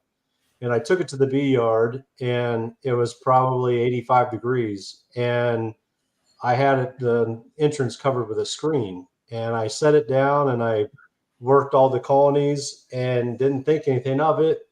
And I was there about 2 hours in the yard, and I came back and opened the lid, and they were all dead. They fried them all. They had piled in front of the entrance and blocked all air movement into the hive. And it's a 6-frame swarm trap. And so it just baked them. They died within 2 hours. It was like, and there was probably, I don't know, 50,000 bees in that little 6-frame nuke. It was insane. It was amazing how many bees were in there. But anyway, that's probably the dumbest thing I've done this year. My stupid bee story. I used AppyGuard. That's he lost a few colonies with his AppyGuard this year. I do have a question for you guys. That's why I came on. And I'm sure Brad probably may not have the scenario, but Brad, do you have the bald-faced hornets up there heavily? I have quite a few. Yeah. I mean, in the past, I've seen them around, but I've never really had any issues with them. But I went out to the yard, whatever it was, 2 days ago.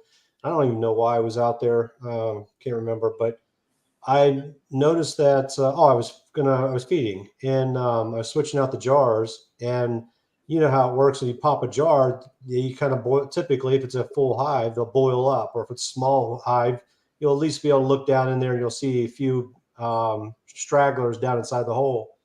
Well, this one I lifted off, there was nothing there. So I was like, all right, that's a problem. So I popped the lid, and out flew like 50 bald-faced hornets. And then they were lining the frames in there. There had to be over 100 bald-faced hornets inside that hive. And there was like 1,000 bees on the bottom dead. And so, and they weren't robbed out by honeybees because there was no debris or anything. So they've been being robbed out and killed by hornets. I don't know if it's just a bald face or just wasps in general, but Yeah, they can do that. I left a little nuke. Wasn't that little, but I left a nuke with a little too much space and a little too big an entrance this year, and hornets cleaned them out. Yeah, that's what happened. So they were a decent sized colony, I don't know, a month ago, and now they're down to just they're only surviving because they're covering the inside of 2 frames. So they've managed to like block out the other wasps and hornets from that space, and she's got brood in there in between those 2 frames. But everything outside of that, they've pretty much wiped out. Then there's nothing beyond those 2 frames, inside those 2 frames. So I'm not sure what to do with them now because I hate to pinch she's a queen from this year. So I hate to pinch her. She's the one that remember, I don't know, a month ago when I had that very late split where I split those 3 queen or re-queen those 3 because with queen cells. It's the one. It's that colony. So they weren't that large, so they couldn't really defend themselves, and I left them wide open, and they got taken over. But anyway, now I've got a colony that's barely 2 frames. Matter of fact, I'd call it one frame front and back, and that's it. What size box are they in? Well, right now they're in an 8 frame, but I don't think it matters what size box you put them in. Yeah, Will. What's the smallest box you have? A 4 frame. I would put them in a 4 frame. Personally, that's what I would do. I mean, these guys might say something different, but that's just less space they have to defend. That's small, and you're probably going to have a hard time getting them. I don't know your weather, but probably going to have a hard time getting them built up before winter. But they might have a chance if she's a good queen if you put her in a small box.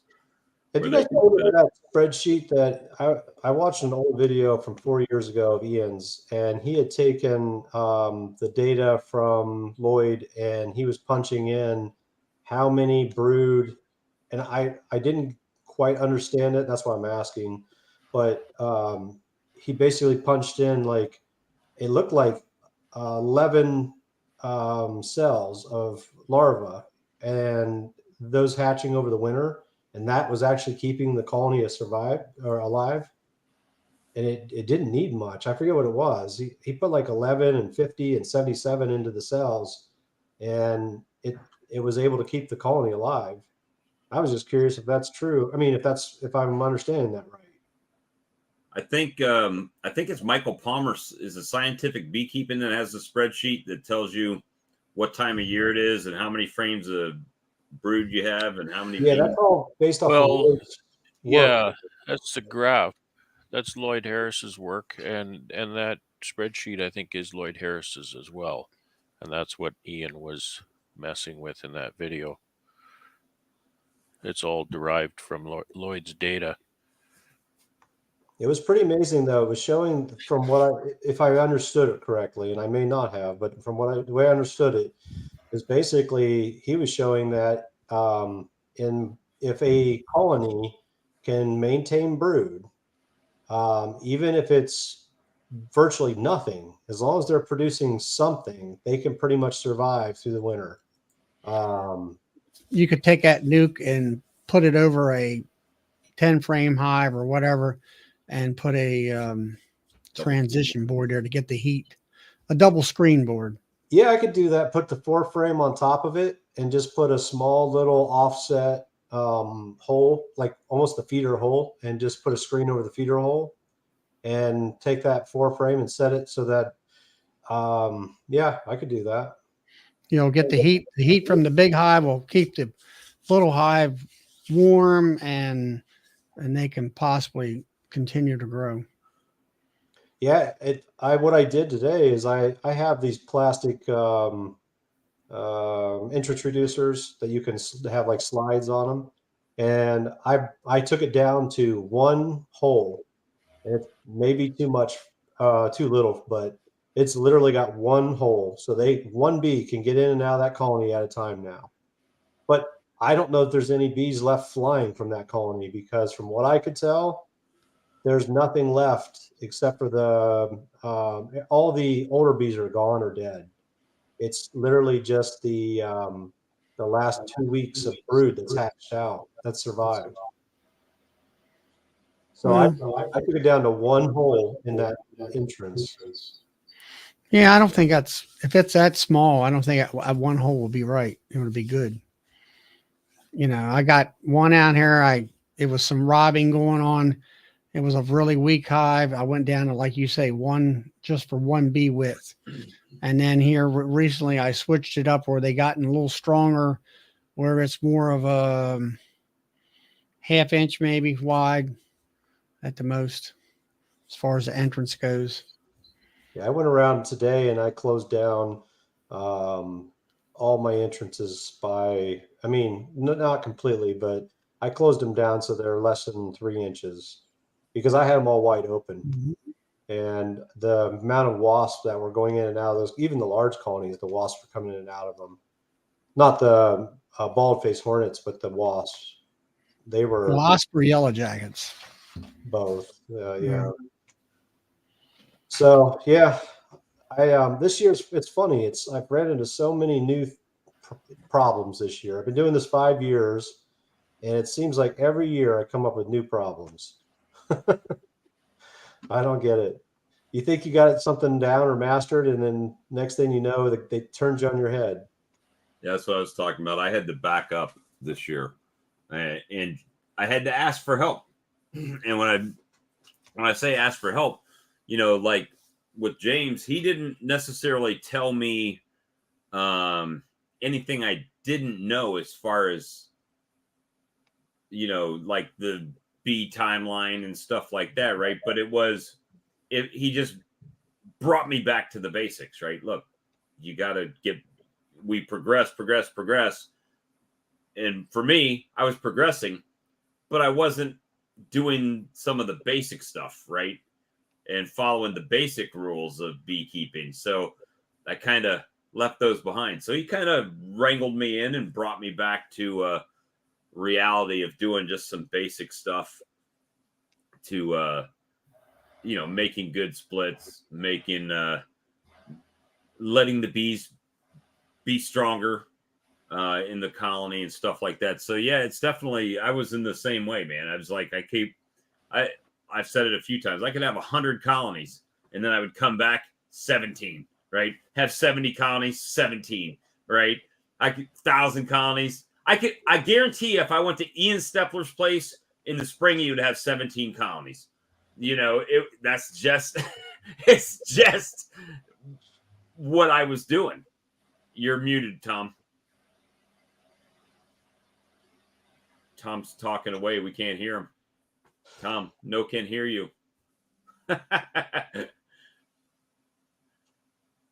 Last year, I went and got bees out of a tree up in Dayton, Ohio, on the last day of September. And when they were loading my truck, the whole trunk split into pieces. The bees went everywhere. I was able to get the queen and probably 2 frames of bees. I put them in a nuke. I put a 3 pound sugar patty on top of them. I put insulation on top of them, and they made it through winter. No brood, just a queen and bees. I put them between 2 10-frame hives so they wouldn't get any wind. And I put insulation on top of them, and they made it. So here's another issue similar to the. So I have, lack of better, in this apiary, I have 20 hives, or actually it's like 24 or something. I don't know. But the weird thing is I have this little baby colony now, and then I also have a colony 2 weeks ago that didn't have a single piece of brood. Wall to wall honey. I mean, every single frame was slammed full. There wasn't a spot for a queen to lay. So I didn't know if there was a queen in there or not. And that's, I think, like Ian or somebody had said, like, you know, wait 2 weeks and check it out. Well, I went in there today just to take a quick look, and there's no eggs, or sorry, there's no larva, but I'm pretty sure there's about 12 eggs on one frame. But the crazy thing is they've eaten, and you wouldn't even think at this time of year they would be consuming like this. They have consumed almost an entire frame of honey in the past less than 2 weeks. And I don't understand why they're consuming so much honey right now. I mean, they're bringing in pollen. because I was watching them bring in pollen still today, but I don't understand why they're consuming so much honey. I mean, think Is there any sound like to me nectar they're around? raising brood. well, there's no brood in that box. That's what I'm saying. So what are they doing that's consuming that much honey? And you're not, they're not getting robbed because they have a fairly small entrance, and those guys are meaner than a rattlesnake. You even approach the front of that hive, and they all boil out. So I know nothing's going in there. I can But tell you right now, from my lesson of this year, there's a stressor in that colony, whether it's a hive beetles or wax moth. there's not hive beetles, and there's not wax moths, because What about mites? I don't know about mites. See, this was a swarm, and it's a recent swarm. I just moved the swarm on into my apiary. It's been in the box all season, and I moved it into the apiary about, I don't know, 3 weeks ago, and I moved it from the 6-frame double deep. I'm sorry, 6-frame deeps into an 8-frame deep, and I added 2 frames in there, and then they had built inside that swarm box. They had built rogue comb, because I always leave about 4 inches on the bottom. They filled that entire bottom full of honey. So I crushed all that down in the field and put it into a jar and stuck the jar up on top of there. And they filled out the other 2 frames with between that and the resources outside in like 2 weeks. But anyway, it's just weird, because why is the queen shutting, other than she has nowhere to lay, why is she shutting down this early in the season when everybody else has brood? And then on the flip side of that, why are they filling themselves wall to wall with honey? It's so weird. None of the other colonies are doing that. So When did you capture the swarm? well, that was a June swarm, but they've been in the box. The person that the box was on their property, they thought they wanted to keep the swarm, and they were going to house it on their property. And I convinced them finally that was a bad idea, because they had kids in a swimming pool, and they were going to put it right where the kids would be running between the swimming pool and the hive. And anyway, so I finally brought it home and rehoused it. So, but I don't know, just that's some of the crazy things, you know. I've seen with swarms, and I'm sure there's other people that have more experience with swarms than I do, that a lot of times when that old queen swarms out, they will lay a pattern, and then within a week or 2, they'll supersede her. Have you seen that, Tom? I've seen that. Where they'll supersede her. So she might just be out of gas, and now it's just a bad time of year, for them to supersede her. I've seen that before. She's got all drawn comb in there. Yeah, it's all drawn comb. They filled, and there was no comb in there when they moved in. They filled out that entire box, wall to wall. Every frame's solid, and then, like I said, they had the 4 inches below it just slammed all the way across. And I was able to crush that down. I filled 2 jars full of honey from the remains, and then they took those two jars and refilled the comb I gave them. So, but anyway, it's just strange. Like I said, I did see about 12 cells with eggs in them, and they were in the bottom. There were not multiples, and they were in the bottom of the cells. So I'm going to assume she's in there. I couldn't find her, because I was going to take that colony, that little baby colony, and combine them today. That's the whole reason why I went out there. I was going to take and do like a paper combine today. But then when I got out there, I seen eggs. I'm like, well, that's a bad idea, because they're just going to kill that queen. So I don't know. I'd give them just. You could take a frame or 2 of honey out and put it in the other hive. And then put some more empties in there. If they're going to keep filling it up, or take some honey and put it in that hive. I just caught a swarm this past Friday. It was a mite absconded hive, and I gave him a quart of honey. Oh my gosh. Is that a new one? Did I miss that before? What? Brad. Oh, he probably forgot he had that up there. Yeah. His thumbnail there. Yeah. So this past Friday the 13th, I gave them a quart of honey, and they've already about taken it down. Yeah, So I get them, and I treated them, hit them with acrylic acid vapor. Well, yeah. I'm getting ready to shut off my feed on the colonies here. And You might have a point though. Maybe they swarmed because they're a big swarm. Maybe they swarmed because of mites, and maybe they absconded and then they came there and they still have a mite problem. Could be.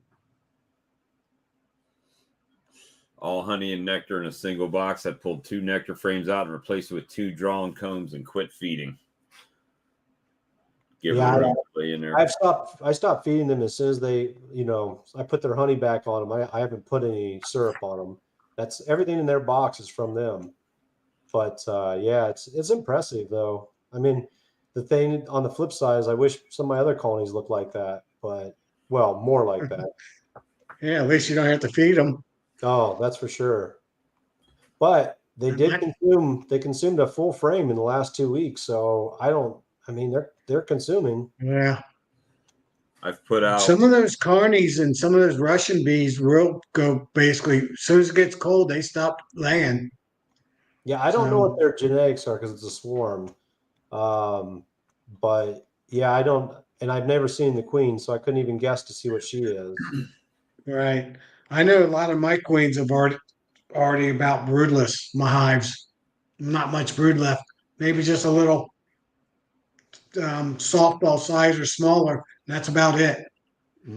2 weeks ago, now I didn't check today, but 2 weeks ago, they all had 2 and 3 frames of brood left. Now they were more rainbow, where they've got the right and then the pollen and then the brood, but they still had 2 to 3 frames in every colony. Yeah, she probably is just shutting down for the winter. I'm gonna have rain tomorrow, so whatever they got, there's not any feed on them. They're gonna start eating some of that out of there, and hopefully it'll give her more room to lay up, because they started, as they're hatching out, they started backfilling the brood box here too. I mean, I put a lot of feed on them. Out of that tote, I've got maybe 30 gallons left in the tote, and I've got 18 buckets pulled off already. So there's Brian. I thought you were I'm trying. I'm feeding them right now. I'm trying to get them to backfill all the brood as it broods. Fills up all the empties for winter time, because they don't need that. I mean, she's already laid all of her winter bees. I mean, they're ready for winter, at least up here in the northern part. What's going on, Brian? Not much. How are you guys? Good. You hanging out in the honey house? Cleaning up my garage tonight. Yeah, that's kind of what I'm working on. I didn't want to come in earlier though, because I would dominate the conversation with the topic of tonight. Stupid beekeeping moves. Yeah, because like many of you, I have done them all, and I always, in my reflection of the year, I always kind of think about what I call my calamity of the year. And this year, my calamity was a fire in the back of my truck. So, yeah. So I have, I have a smoker. I have an ammo box that I keep my smoker in because I've had a couple of close calls before. So I go on a consultation call. So I go to this guy's house, never met him before. Nice guy, right? But I'm like halfway through his hive in his backyard, and I hear, "The truck's on fire. The truck's on fire." This guy's wife is freaking out in the garage. And I'm like, what truck's he talking about? Oh my God. So I go and I run out and I see flames in the bed of my truck. So I have one of those like propane lighters, right, that I use to light my smoker. I don't know what happened, but I put it in the ammo box. I must have had like burlap in the ammo box, and somehow it caught the burlap on fire, and the ammo box just worked as a chimney. So the fire is just going straight up, right? So I go running out there. I open up the back, and like the plastic top of it has started melting already. And I'm Man. like, I don't know what to do. I'm looking around and like, it's a brand new truck. I just got it. So I'm thinking, here goes my brand new truck up in flames, right? So I end up taking my arm and I just kind of shove it into the street, and it's still on fire, and it's still got the propane thing in there. And I think to myself, any second the thing's gonna explode on me, right? So I get it out into the street on the road, and you can see it's starting to burn out and slow down. But and then the whole time the guy's like, he's got a fire extinguisher in his garage and he can't use it, he can't figure out. And I'm like yelling at the guy, I'm like, come on man, figure it out. He finally hands it to me. After the whole thing's over, I look at it and it must have been like 15 years old and all dried up. It didn't matter what the guy was gonna do, nothing was coming out of that fire extinguisher. So needless to say, my truck now has a fire extinguisher in it. So That's yeah, that brilliant. was my giant calamity of the year. But I've cooked hives, I've cooked bees with Apigard, I cooked a swarm. Usually it's the big swarms that cook because they create so much heat, Well, that's I've exactly kept what I mean. and like I catch swarms all the time, and I've kept a swarm in my swarm box for like the exact same amount of time. And then one day I caught one, left it in my garage till I could figure out what to do with it. Came back to my garage, and there was like honey oozing out of the box. They had all started regurgitating up their stomach Yeah. contents to try to cool down, and by there the colony was pretty much gone. So So yeah, I've did you done have it all. did you have a cover on that pickup truck you say you melted? It was the back, the plastic top of the hitch that comes down. Oh, you mean the So, gate? The yeah, gate. the gate. So luckily it was like a $80 piece, Charlie. So So, that was a close call. Someone was looking out for me that day. so $80 I, piece Wow. and $100 ego just went up in flames. And I've it was a $90 consultation, and I was like, I don't even care. I don't care that I made no money. I'm just happy that my truck is really okay. And my Well, the wife worst part about that is the guy's probably like, this is the guy that I'm. yeah, halfway through him being really impressed with what I was doing with this colony, there I do. I light my truck on fire. Yeah, I'll get I've a got referral from him. I've got the stupidest thing I've ever done in the beekeeping for you, Bob. Here it is.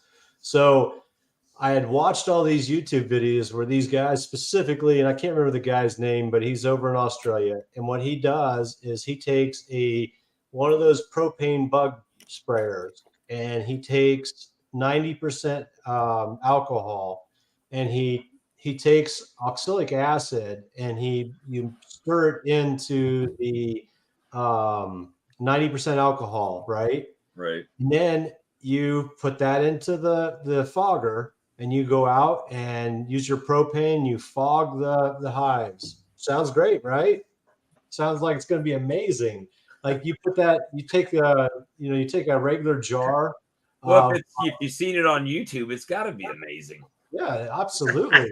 So you take your jar of alcohol and oxalic acid, and you screw it on the bottom of this propane bug sprayer, and then you go around your yard, and you just stick the nozzle into the beehive, and presto, you fog for whatever 30 seconds, a minute, and you've killed all your mites.